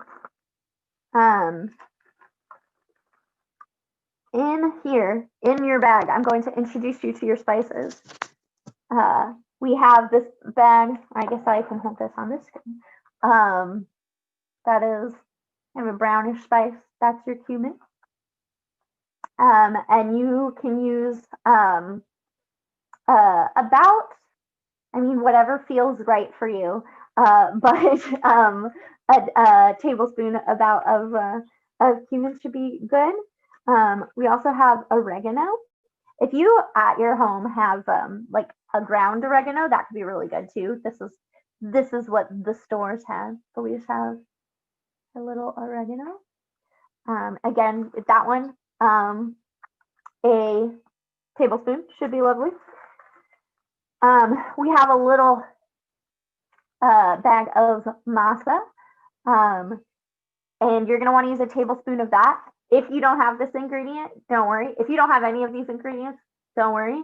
But if you don't have masa, it's not going to make or break your recipe. I know some folks who bought their own ingredients thought that to buy a whole thing of masa was a lot for a tablespoon. So don't worry about it. But you're going to want to do, again, tablespoon of cumin, tablespoon of oregano, tablespoon of masa, and then we gave you a bunch of salt and pepper packets. And if you have salt and pepper already in your home, feel free to just save the salt and pepper packet for another time and use salt and pepper. Salt and pepper is up to your own taste. I mean, everything's up to your own taste. If you don't want a full tablespoon or teaspoon of something, I'm not going to tell you how to live your life. But that's just a general idea. Sometimes when cooking, it's hard for me to think of the exact amounts because I don't really think about that often. But I'm going to take my tablespoon of masa. Elizabeth, there is a question about if someone doesn't have access to a blender, how do they prepare the cilantro, onions, and watercress? All right. So the watercress you're gonna set off to the side. That we didn't want that to go into the blender. If you do not have access to a blender, what you're just gonna want to do is you're going to want to leave your spices out for now, and then you're gonna want to take your tomatillos and your garlic and onion and everything and cut them up very small and just into as small pieces as you can. And then I would say take a wooden spoon and just kind of press out the liquid into your bowl. So you want kind of a bigger bowl for this. And you kind of want to get it. So when we blend it, I'm going to show you the consistency that we get it to.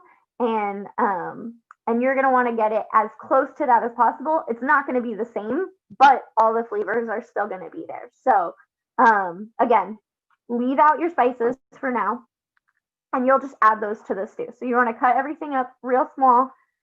Leave your watercress to the side. That's not going in there now.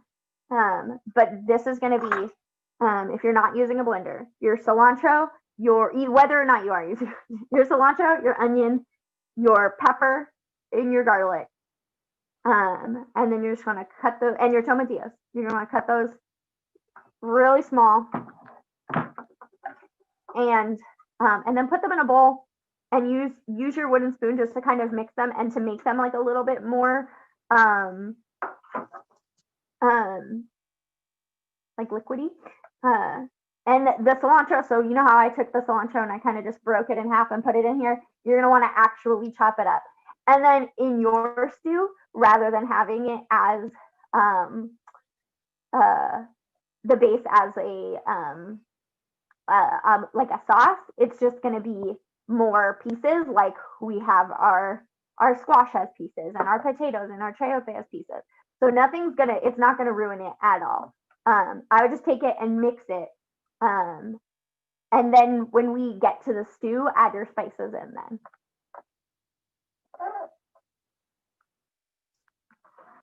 All right. So.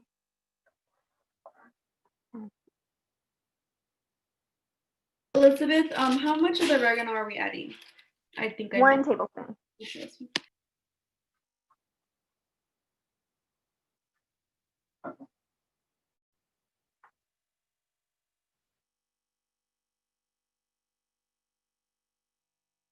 And then the person who asked about not having access to a blender, if you have more questions, feel free to let us know in the chat.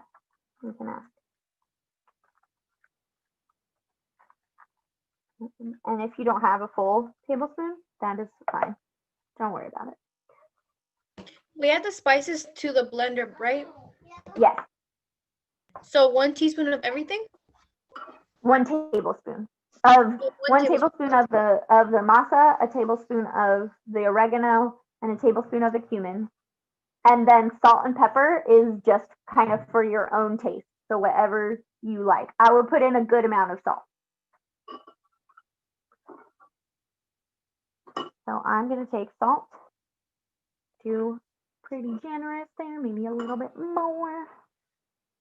And then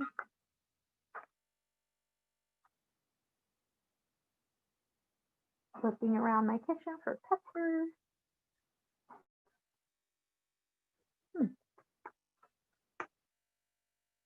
Oh, here we go. And just do a little bit of that.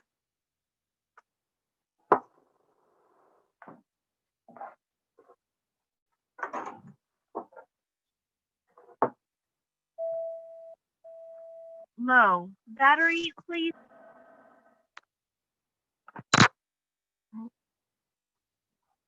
One second. I'm going to have to go ahead and disconnect my headphones that I have in.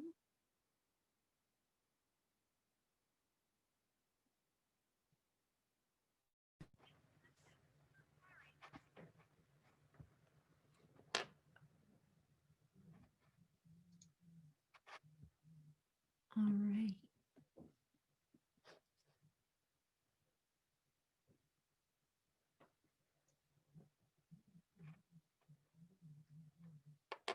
Okay. 1 second. I'll be right back on. Gonna get our water ready.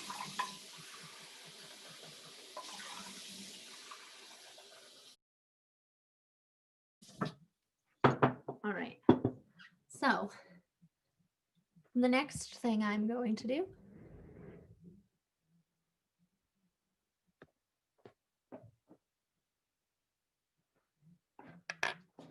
can I have Paul say something real quick just so I can make sure I'm good now?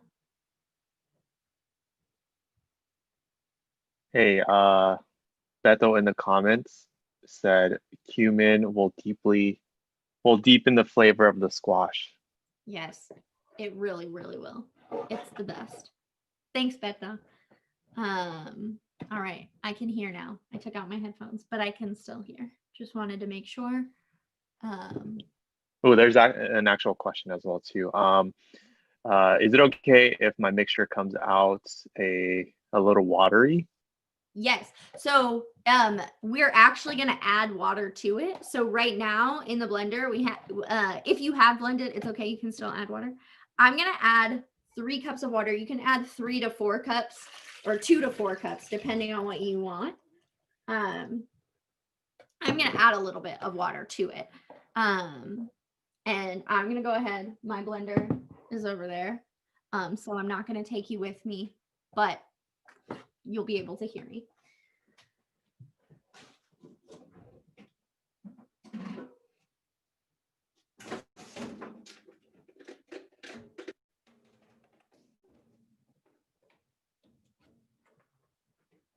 All right. So I went ahead and added water to this. So then, again, if it comes out watery, that's kind of, this is going to be like our broth that we cook our stew in. So you actually want it to be a little watery. I might add just a tad more water. So do we add the 3 cups of water before or after we blend it? Before. So that's going to help it blend a little bit better. I ended up doing 1 more cup of water. So I ended up doing 4 cups, but anything you do will be fine. You ended up doing 1 cup? I ended up doing 4 cups. Oh, 4.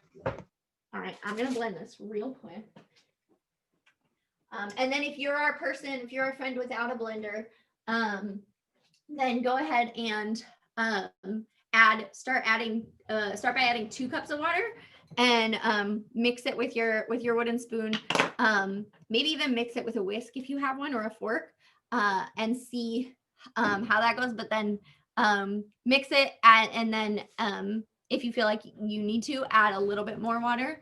But I think adding maybe 4 cups of water would be good for you because yours is going to be a little bit less soupy from what we blended. And then also, if you don't have a blender, I would maybe skip the masa. I would add the other spices when we start cooking it, but I don't think that the masa will blend in quite as well. So I'm going to blend this, right?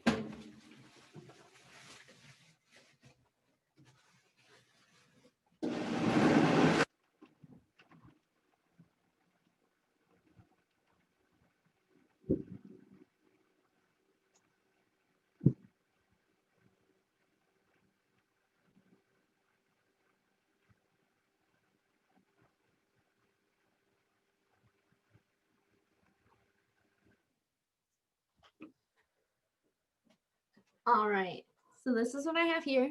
You may take more or less time to blend depending on your blender. I also have like this little buddy to help if needed. Depending on how strong your blender is, you might need to blend for a little bit more time, and that's totally fine. And this is all right. All right, so what we are going to do then is move on to step 5.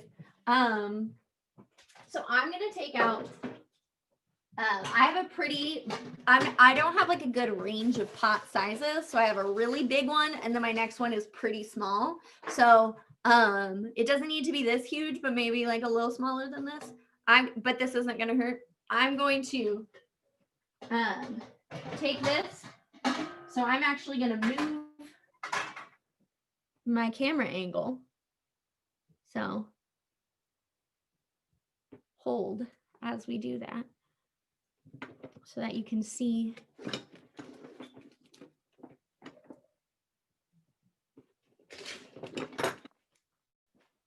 I'm going to need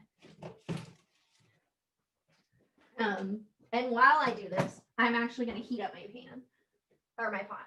So I'm going to heat that up. If you want to use oil for this, you can. I know we didn't give you any oil. I'm sorry. Very hard to split up.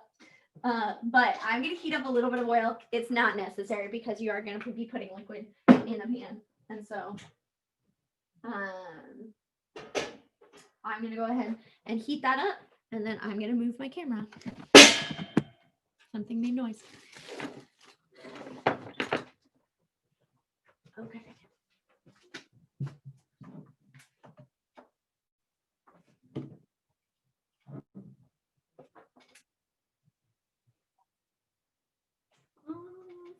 Okay. Elizabeth, there is a question. The masa is used to thicken the liquid.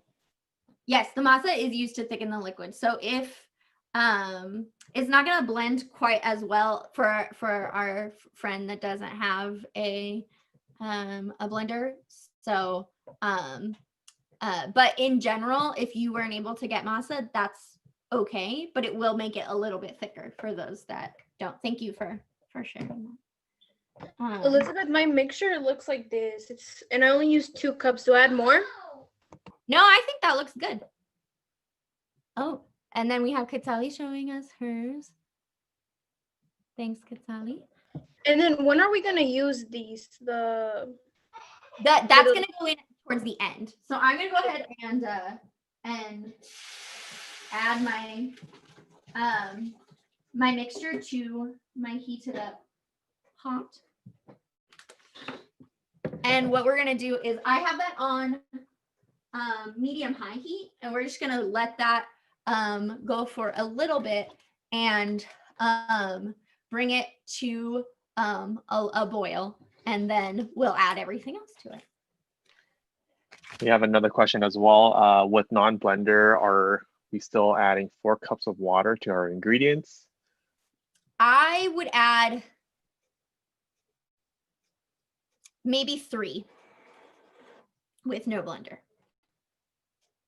because without, I would say don't add the masa then, because it's not going to blend, and so it's not going to be as thick. So you want it to be a little bit. We're using the big pot right now, right? Yes, I am using my big pot for the stew. I'm heating that up, and then And then do we add the puree we have?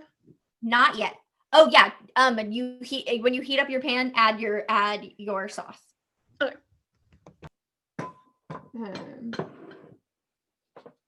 And then, did somebody? I have a question. Yeah.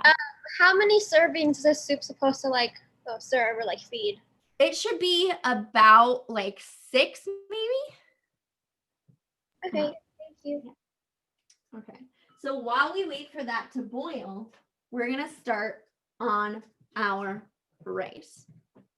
So for our rice, I have a bit of a smaller pot, and then I have 2 cups of rice in this bowl.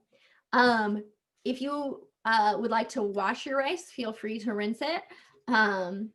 I have mine all ready to go. And so the other thing that we're going to do is I'm just going to really quickly, I've moved my camera over here so you won't get to see, but I'm really quickly going to going to chop up the onion. If you are not a fan of onions, go ahead and leave the onion whole. And then when we cook the rice, you can just leave it in there. And when we're done, take it out so then you get the onion flavor, but you don't have to eat an onion. But I'm going to show you the sizes. I'm just going to cut it into like little pieces. Not too tiny, like a good chop. And then what I'm going to do is I'm going to heat up this pot. Can we do that on this camera? Yes. I'm going to heat up this pot, and do that here. You can feel free to heat up some oil. We're going to brown our rice and onions. I don't personally use oil to do this, but if you want to, you can. And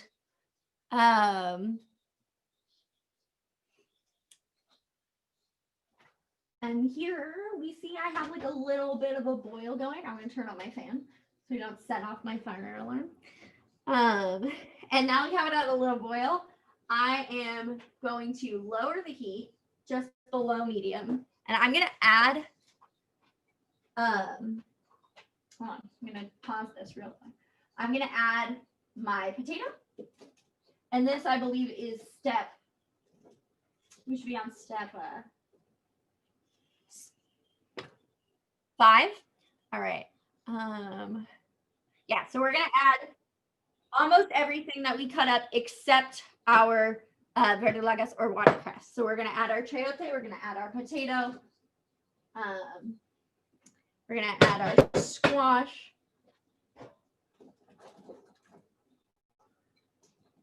and our chilies.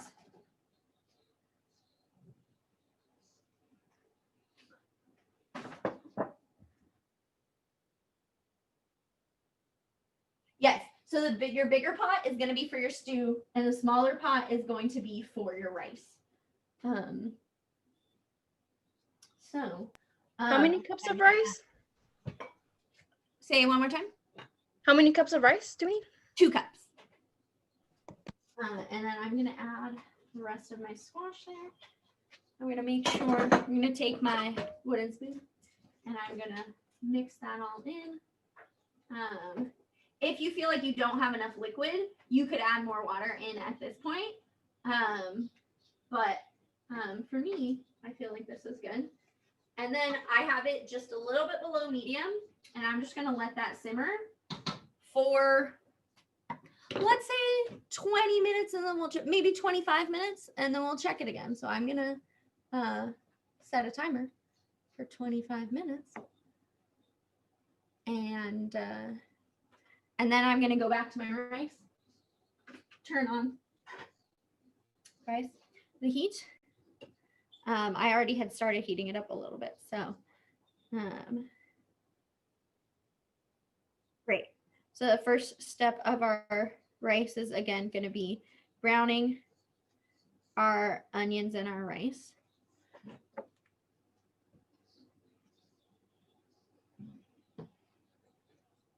Again, you can use oil. I'm not going to be using oil. This is the recipe that my dad uses. My dad is on this call, so if you don't like the rice, feel free to roast him in the chat. He would appreciate it. All right. So I'm just going to, there's not a huge method for this. You just want to get it a little.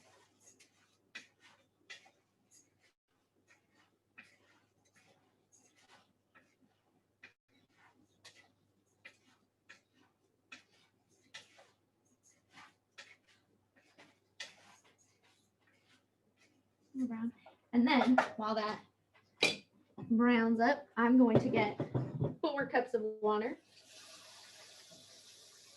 2 cups of rice, 4 cups of water.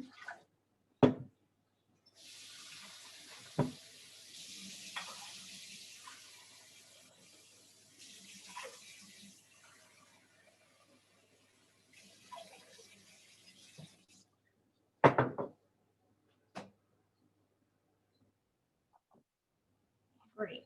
And then the other thing I'm going to do while I continue to brown my rice, I maybe should have done before, but I lost track of myself, is open our can of tomato sauce. So we're going to use this whole can.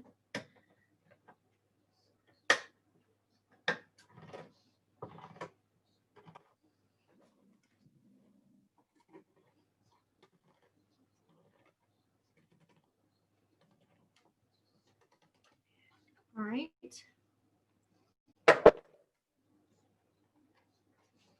All right, so it looks like you're not waiting for it to get like fully brown. You just want it to get a little color to it. And so once we have just a little bit of brown, I have a bowl full of 4 cups of water. Don't ask me why I did it this way. Wasn't my best plan, but it works. I'm going to pour in my 4 cups of water. I'm going to pour in my can of tomato sauce. And I'm going to put in a little bit of salt. That's probably about like a teaspoon of salt or a generous pinch. So it's 4 cups of water and then the tomato sauce? Tomato sauce and salt. And then I'm just going to mix that so all the tomato sauce goes in. If you didn't want to chop up your onion and you just want to drop it in there now, that quarter of it, leave it whole, feel free to do that. Now I'm just going to let that come to a boil on a heat a little higher than medium. I'm going to wash my hands real quick.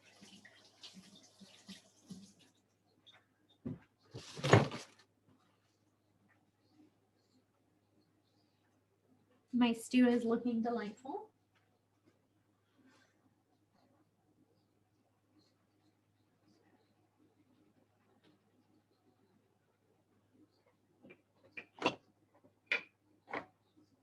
And then I believe everybody, whether we gave you white beans or pinto beans, has beans with a pop top. So it should be easy. If you make this again and you want to make your beans beforehand, feel free to do that. That would have made this video a lot longer if we made our beans from scratch. So I am going to drain out the liquid.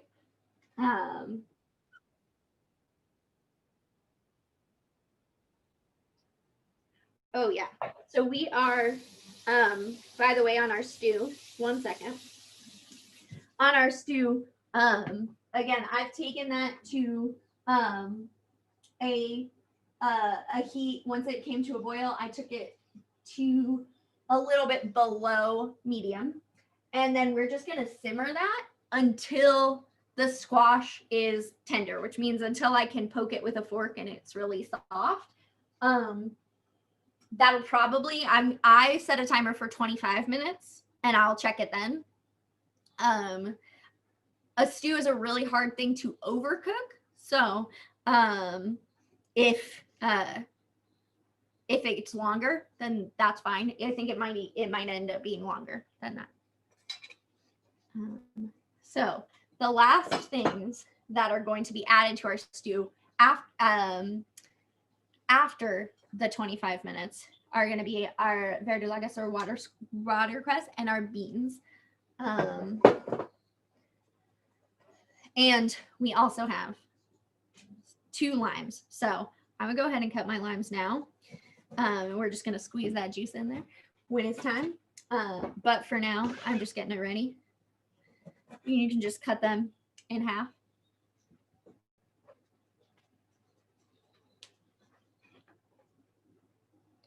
And right now, we're just waiting for our rice to boil, and then we're just hanging out. Right now, am going to try my water. I don't know if anyone else has tried their water yet, but ooh, I like it. What do we do with the sauce? Do we add a little bit of water, or do we add just the vegetables we cut? Just add the vegetables. If you feel like you need a little bit more water, you can add a little bit more. Because you only had 2 cups in your blender, right? Yeah. So you can add up to 2 more cups if you feel like you need more liquid, but if not, it should be okay. Okay. Stew does Also the peppers, right? The little ones that we cut. Do you also add the peppers, the little pieces of peppers? Yes. Yes. Okay. So at this point, you should have added the peppers, potatoes, chayote, and squash. Oh, and if you are our friend that was joining without a blender, feel free to add in your spices now. So your cumin, your oregano, your salt and pepper. All right. Should we cover the soup? No, you don't have to cover the stew. We're gonna cover the rice though, so you're gonna want a lid for that.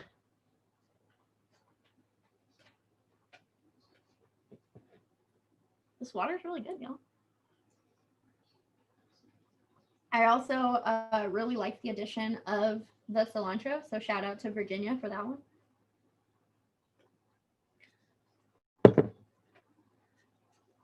All right, so I see my rice is coming to boil, but we want it to be really boiling, so we're gonna wait.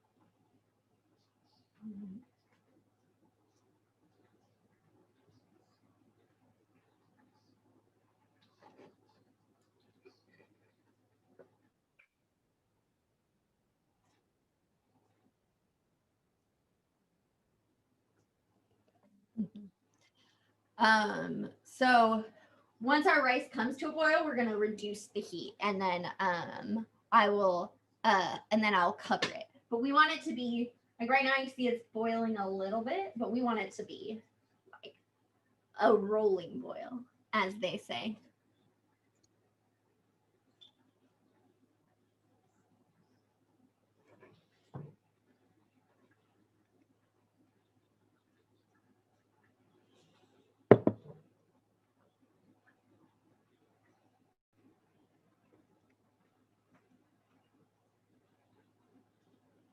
I'm just going to give my stew a little stir. But that's looking great.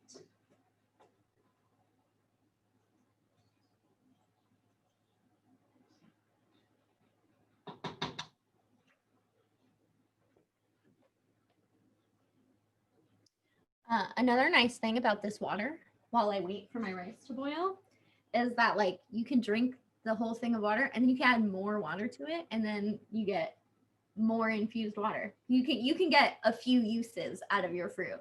Don't throw your fruit away after one drink.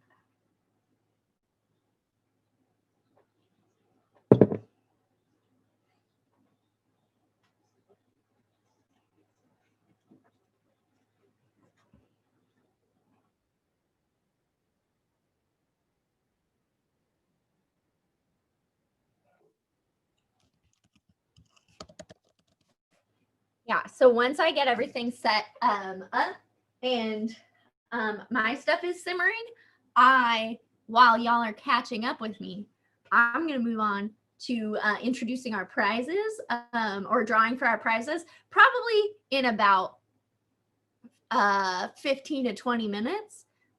So in the next 15 to 20 minutes, if you so this, unfortunately, we do have some folks joining us who are not in Oakland. If you're not in Oakland, you can't win a prize. I'm sorry, but you can only win a prize if I can personally deliver it to you. And so,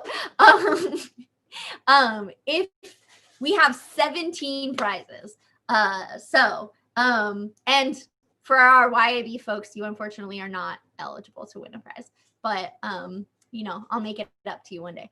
We're gonna make, I gave you stuff, we're gonna make cookies next week. It's gonna be better than a prize. But in the next 15 minutes, go ahead and drop your name in the chat and tell us how many people are joining from your household.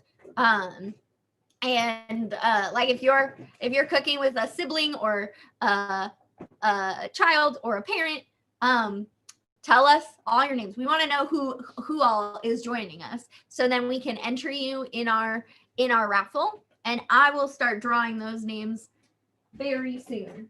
And as I've said that, my rice is coming to a rolling boil. So what I'm going to do is I'm going to reduce the heat as low as it can go, and I'm going to cover it, and then I'm going to set a timer for 30 minutes.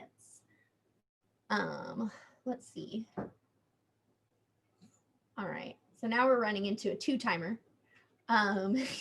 situation, but I have about 12 minutes left on my other one. So I'm just gonna go ahead and remember that. And does it have to, when it's boiling, does it have to do like a large bubble, or like is it like just you want it to be like a lot of bubble, and yeah, like larger bubbles. Okay. So I just went ahead and set a timer for 30 minutes. I've got about 10 minutes left for got about 10 minutes left for my stew until I'll check it. And can I check in with Paul? Do we cover the stew? No, you don't have to cover the stew. Okay. I want to check in with Paul to see if are we getting folks' names in the chat for entering to win a prize.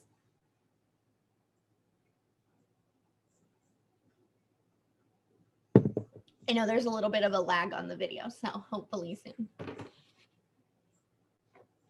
But if I can entice you, I'm going to go grab a couple of the prizes. So we have 17 prizes. We have a few large prizes, and the large prizes I will personally deliver to you. And the small prizes I will personally mail to you. I'm going to go ahead and show you what we have.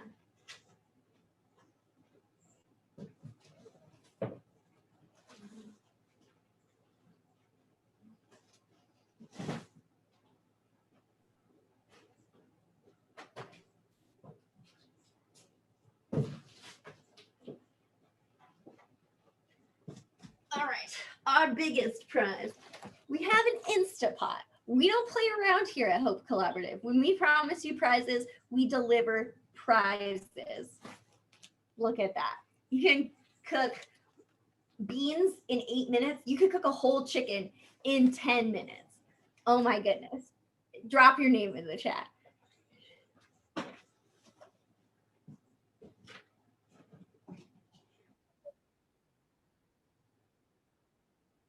Oh, yes.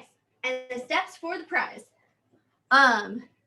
Drop if you are in Oakland, so I have to be able to deliver the prize to you in Oakland. Drop your name in the chat and anybody you're joining with. And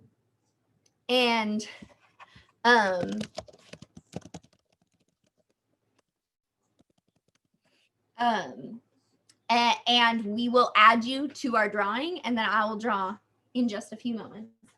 Or add before, let's say before 3:35.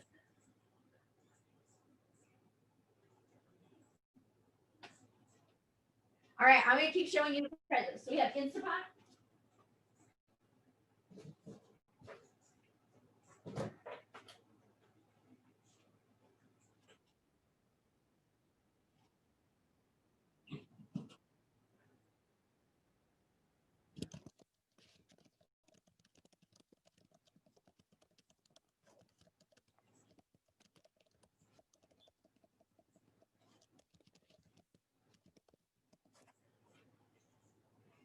Okay. Our second prize. We have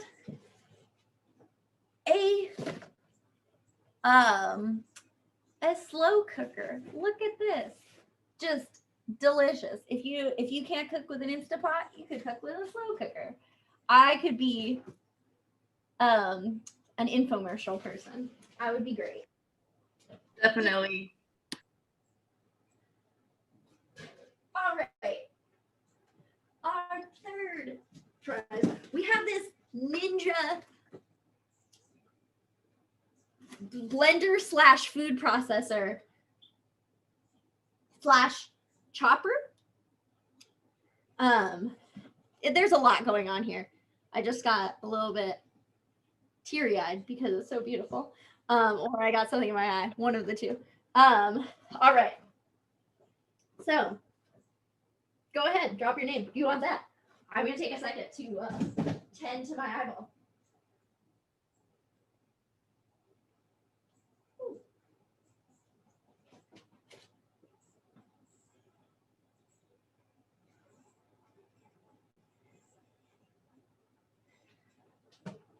All right. And then our fourth big prize. Our fourth big prize is this skillet. You can make pancakes, you can make bacon, you can make eggs, so many things. So many things.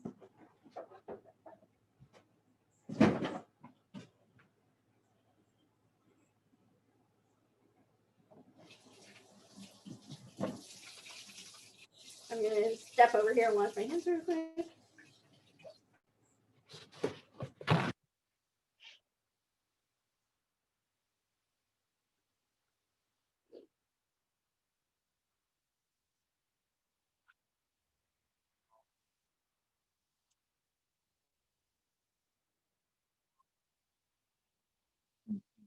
So I'm gonna take a break in delivering our prize information, but those are our 4 big prizes. We have other little prizes. Hold on, let me show you those real quick, and then I'll.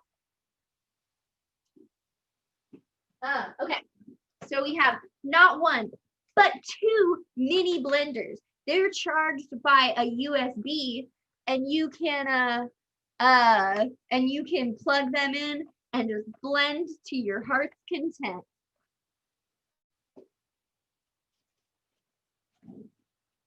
And then we have, again, not 1, but 2 mini waffle makers. Mini, they're like regular waffles, but they're mini. How cute.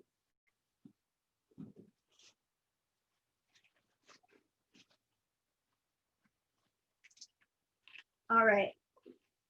And then we have some cookbooks. We have here Black Girl Baking. I looked through that. Looks delightful.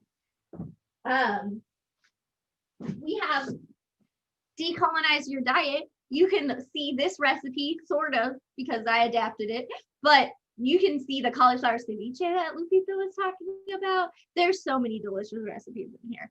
So good. Big fan.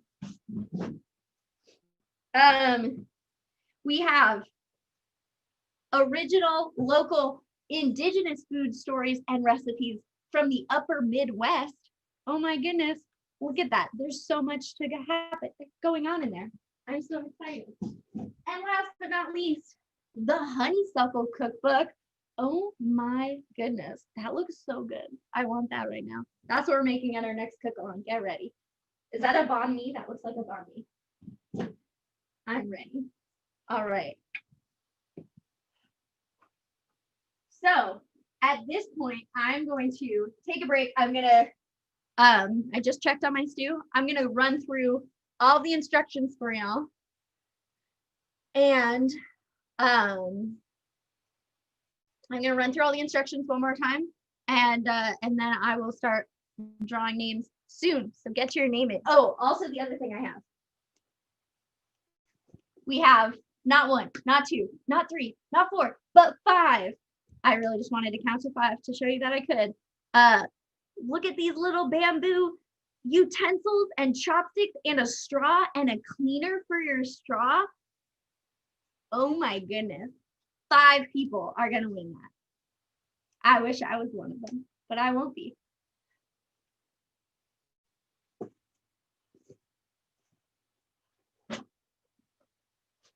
All right. Okay. I'm going to run back through the ingredients and not the ingredients, the steps, just so we make sure we're all caught up. Once your stew is cooking, so that's going to take us to step 5.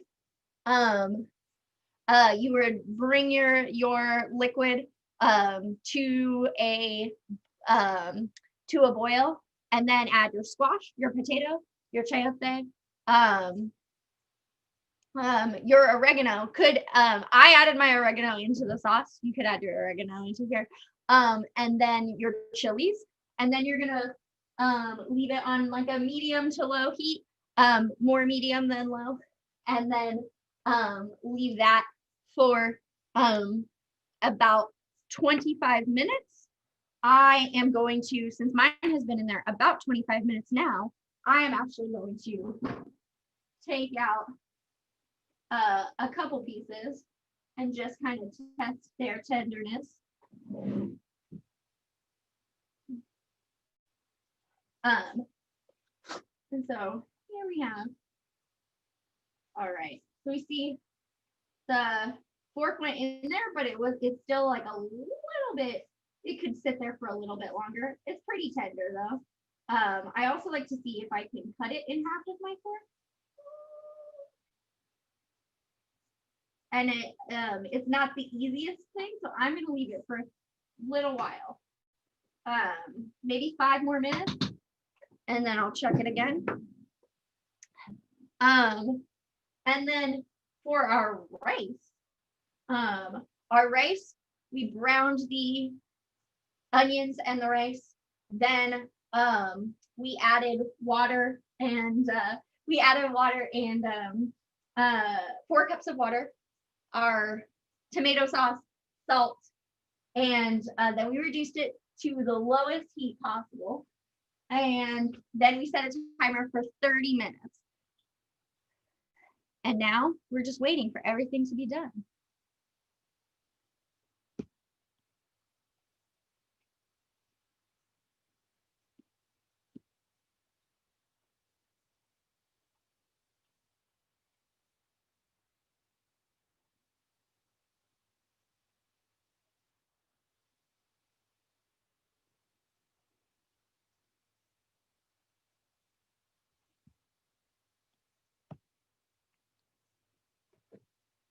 All right.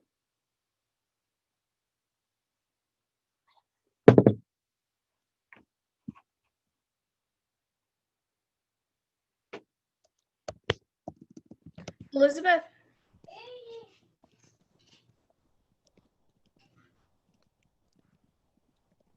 Elizabeth, are you Yes. busy? No, you're good. Oh, I was gonna ask you. So, my friend, the one that I told you about at the beginning of the live, they're asking because they missed this part. How do they sign up for the prizes? To drop their name in the chat. Oh, okay. Um,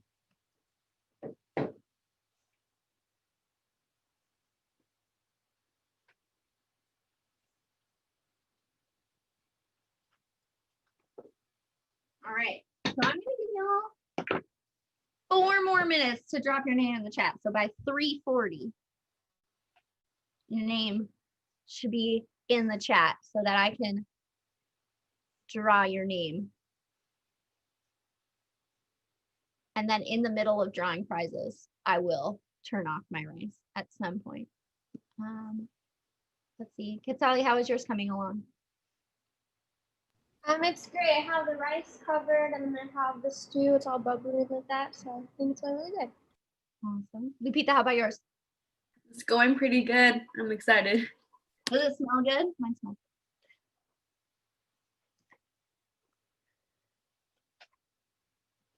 All right, let me check this one more time. Really sizzling in there. All right, let's take this out. I always like to test with one of the squash because the squash is kind of the toughest of the veg that you have in there. And so if the squash is cooked, your potatoes are probably cooked. But you can test each one if you want to. All right. And then since that was pretty tender, I am going to add in my beans and my verdolagas, or if you have watercress, add your watercress.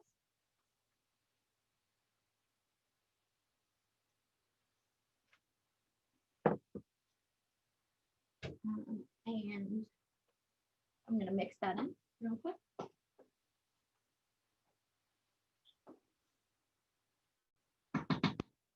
All right, now I am going to look for our wheel of names.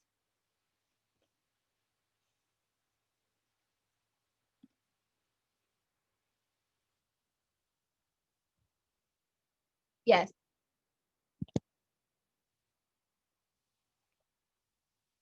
All right, so now we have a poll coming in that I'm interested to know how many people are joining from your household.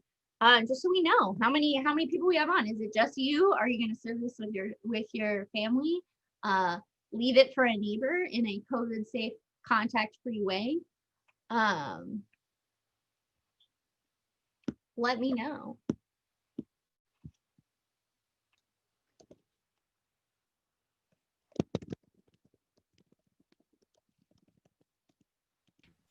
Hey, Elizabeth, there's a question about when to add the beans. Yes. Once you add the beans, is that the question? What do you do? Or when, what, yeah. Okay, so once the squash and potatoes are tender, then you're gonna add the beans and your either your verdolagas or your watercress, and then you're just gonna mix it in and then leave that for about 5 more minutes.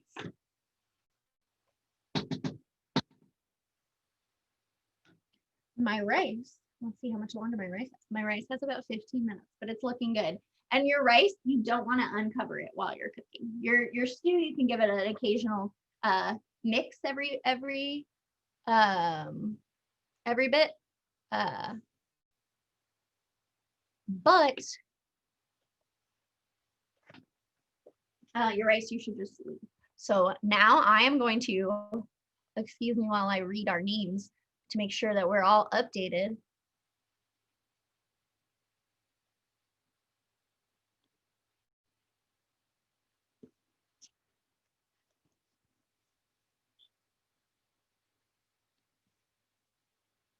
I forgot we were supposed to stir it every once in a while and it was starting to stick.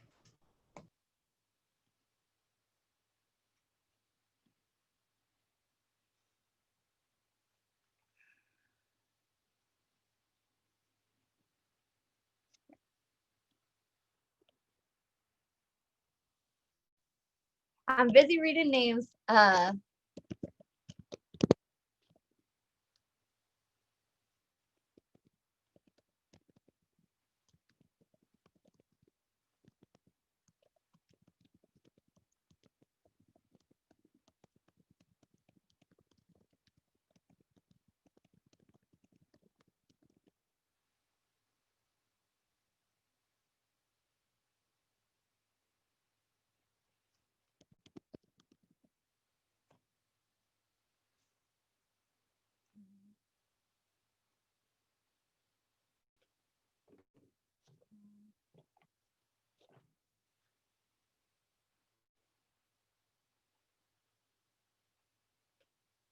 right, we're gonna move on into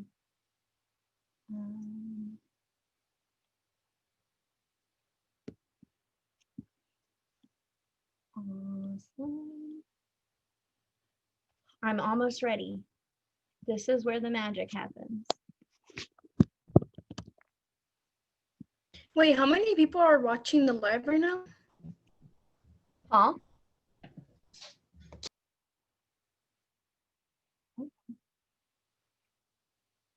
Wait, how many? I couldn't hear. It was too low.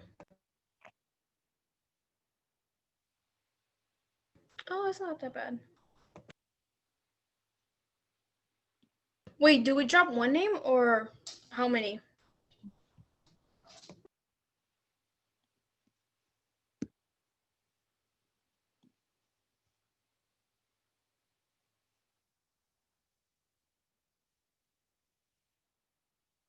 Yeah, so you can enter if you are in a household with other folks that are cooking along with you right now. Feel free to add their names, but you can. I will say you can only win one prize, but like if you're cooking with your child, drop their name in. I'm going to say yes, it is an honor system. But then also I will be delivering the prizes. So if you all live in the same house, I'm gonna know. But you can enter people in your home. I'm just saying.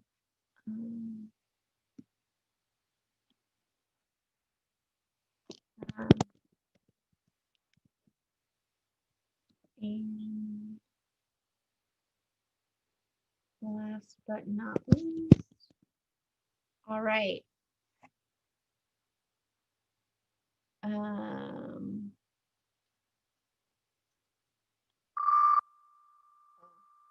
I started doing it, and I wasn't ready.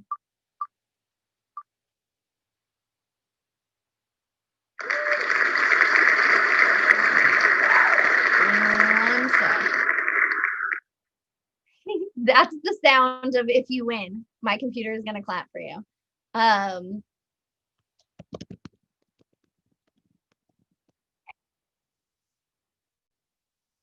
It's a website that's public.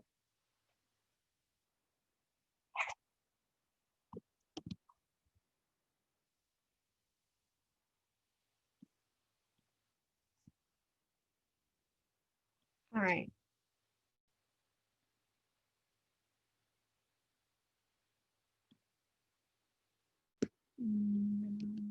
So let's see this. Okay. Okay, so this didn't update in the way that I was hoping it would. So what I'm gonna do.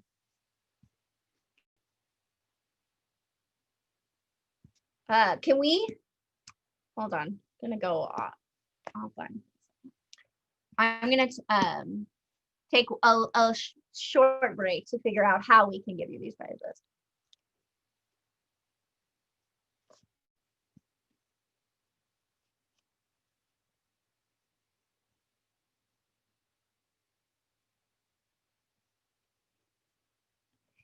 Okay, so we're gonna have because our wheel didn't update on my end, we're gonna have somebody on our Hope staff spinning the wheel for us and letting me know who won each prize. I'm wondering if maybe we can have them call in so we can all see.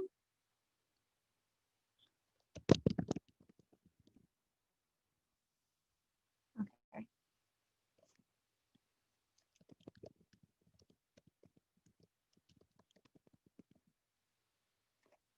All right. Give us 1 second and we should have somebody on. And then, I'm sorry, as we're going, my stew should be done. I'm gonna turn off the heat, move it off the heat, and I'm gonna squeeze in that lime juice, all of that pretty lime juice. I'm gonna say all of them. All of them.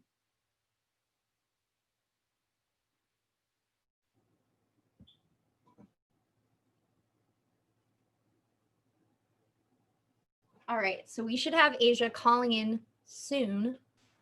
I'm gonna squeeze in that I'm line. here. Oh, hello, Asia. So Asia is going to be spinning the wheel for us and announcing the prizes. So give me 1 second. I'm going to finish up my stew just with all that lime juice. I'm going to, I'll come back and I'll taste it in a minute, but there's where you're going to want to taste it. Add more salt, pepper, if you so desire. But we're going to start off with, should I start off? I'm going to ask some of my young folks on here. Should I start off with the smaller prizes and get bigger, or the other way around? Smaller prizes? Smaller. Okay, so first we're going to start off with our not 1, not 2, not 3, not 4, but 5 utensils, which, like, these are little prizes, but they're so nice. So, all right, Asia, spin that wheel. I wish we could show it on the screen, but I couldn't get it working. So You got it. Okay, got it. So let me spin this wheel here. There it goes. And the winner is Maria Montes. Woo! all right.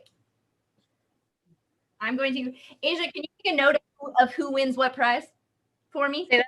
Yes, I can make note of that. Thank you. What is just prize that just got one right now? It was a utensil kit. Got it. So First winner, Maria Montes. Maria Montes. All right. Prize number 2. The same thing, but it's still cute. And I still love it.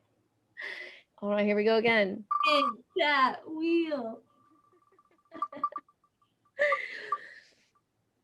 Whew. Veronica Liu. Woo! All right. Prize number 2. All right. Here we go. The third utensil. Oh my God.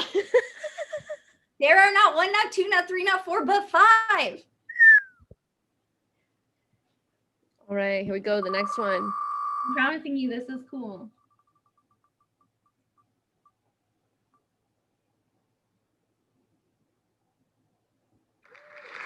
Hadassah Steel. Hadassah Steel. Hadassah Steel. A utensil kit for you. What was I gonna say? I was going to say something, and Wahoo. oh, if you win a prize, I would ask you to please send your address to, or you can send your phone number and we can get in contact with you to, I'm gonna say Elizabeth at hopecollaborative.net. And I will have Paul drop that in the chat of the live. Thank you, Paul. All right. And now, number 4. We're going to move on to the other stuff, but we got, like, these are great. I am a big fan. All right. This is great. Numero 4. Here we go. Hope you all can hear the wheel spinning on my end. I can hear the wheel spin.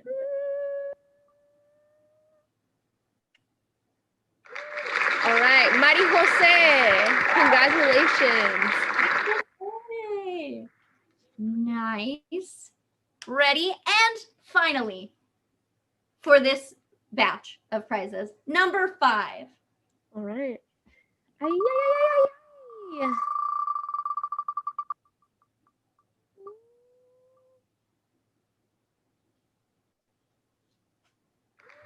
Zaida, you are the winner. Can you say that name one more time? Zaida, you are the winner. All Or right. Zaida, it's a Zaida. Zaida. Zaida? Mhm. Sorry for saying your name wrong, but you win a prize. But I'm Thank you, Christian. okay.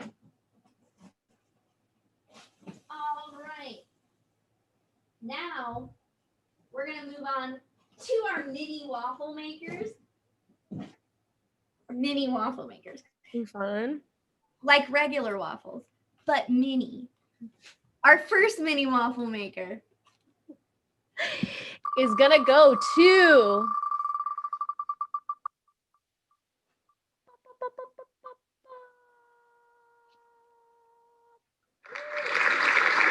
Cherie Johnson. Steve Johnson, you get a mini waffle maker. All right, and our second mini waffle maker. I'm going to show this one again because it doesn't have a sticker on it, and I think it's more exciting for the visual. Here we go. Ooh, ooh, ooh.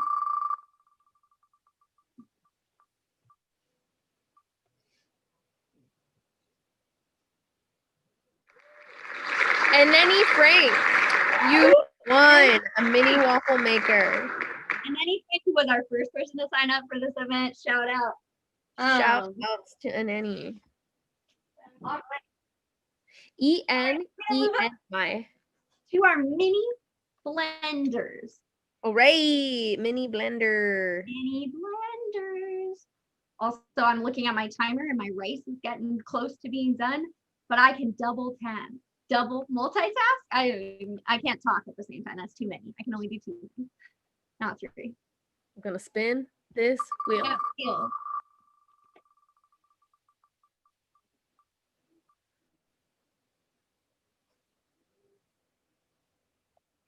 Auga, Anna Ponce, you have just won. Yay. Anna Ponce. All right. And one more mini blender. Here we go. All right.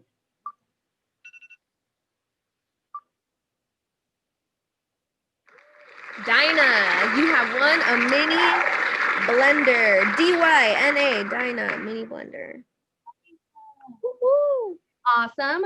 All right. I heard my timer go off, so I'm going to turn off my rice.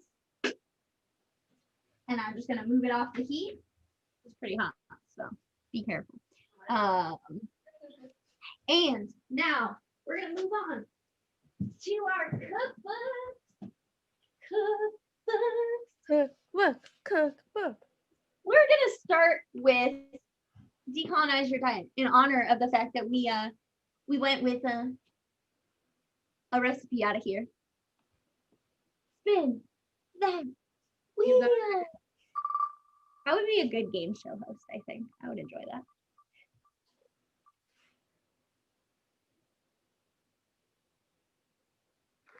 Woo, Sylvia Guzman, you have just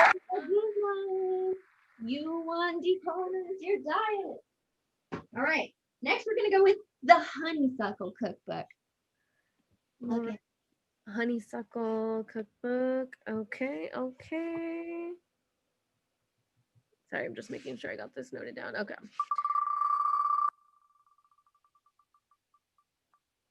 Honeysuckle cookbook is going to Jane. Jane has just won the Honeysuckle cookbook. Okay, Jane. All right. And then a reminder, if you won, you don't have to tell us what you won. We're writing down your names, but send an email with your address to elizabeth@hopecollaborative.net. All right.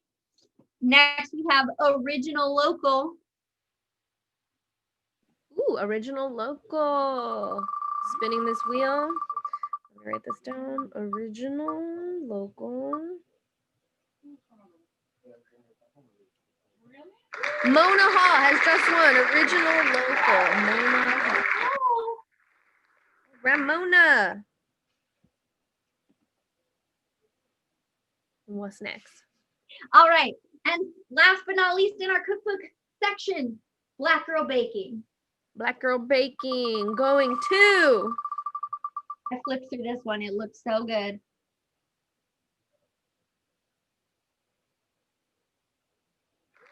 Ruth Mendoza. All right, you have just won Black Girl Baking. Woo! And now on to our bigger prizes. So we're gonna start out with our blender slash food processor slash chopper. It's a 3-in-1 product, 4-in-1 if you count fun. Because you get to chop, blend, and crush, blend, chop, and have fun. Spin that wheel. All right. Sorry, I was on mute. Yes. Ninja, crush, blend, chop.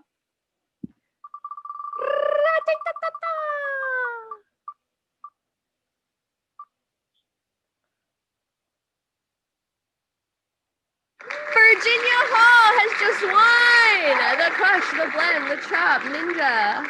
Yay, yay, yay, yay. Woo! Down. Okay. We got us so many extra signups when we had extra kits yesterday. You get the blender slash chopper slash crusher. I don't remember what it all the things. But next we have a skillet. You can make pancakes. You make eggs. You make bacon. You can make anything. Ooh, I love pancakes. Okay, here we go. Spinning this wheel. This is what I would have liked to have won.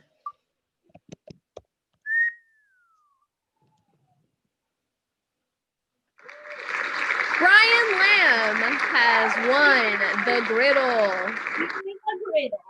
Also, if you would not like your prize, let us know. But like, I hope you want it because like, look at that. Also, like, let us know. But if you don't let us know, then I'm keeping them. No, I'm just. Okay. All right. Next, we're gonna move on to our slow cooker. We have just a few minutes left in the live, but if you want to wait and hold on and see if food processor or our Instapot. All right. That is a big gift. It's a Okay, big so this is a slow cooker Yes, this is a slow cooker. brought to you by Hamilton Beach. Spinning the Brought to you by wheel. Hamilton Beach. Just picture me bringing all of these into my apartment, looking like I really went Christmas shopping. Yeah. But it was for you. Estivalis, you have won. Beverly Hamilton You cooker. Estibalis, ESTIBALIZ.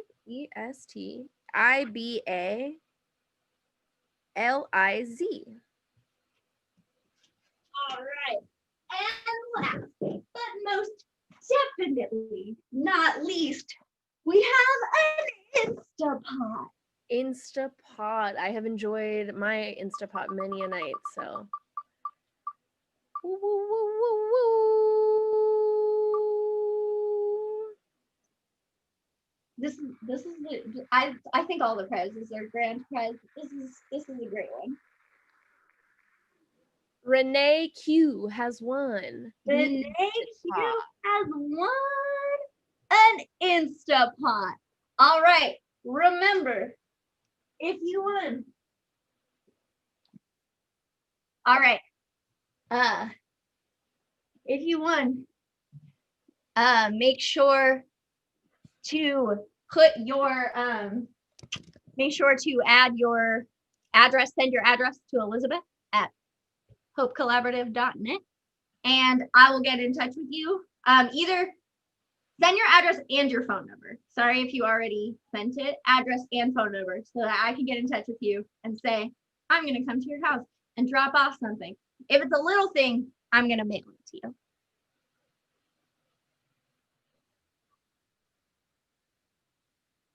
Oh yeah. Asia, can you run through the winners one more time, just so we know who won everything?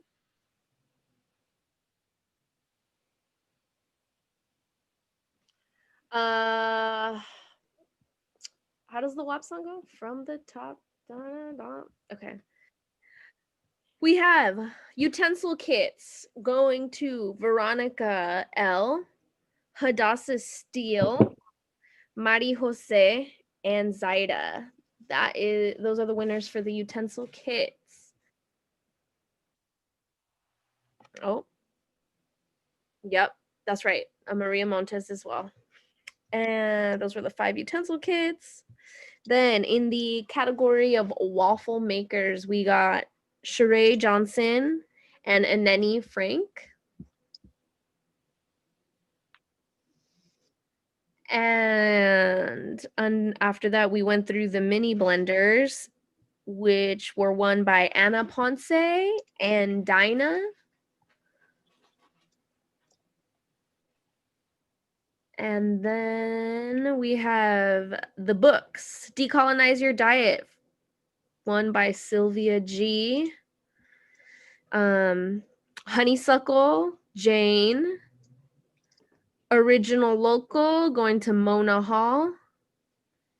And Black Girl Baking, going to Ruth. Okay.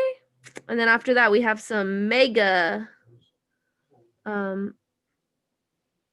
kitchenware here. The Ninja, Virginia Hall. You have won the Ninja Crusher Pulverizer Shaker. The Griddle, Brian Lamb. Slow Cooker, Estibaliz. And Instant Pot, Renee Q.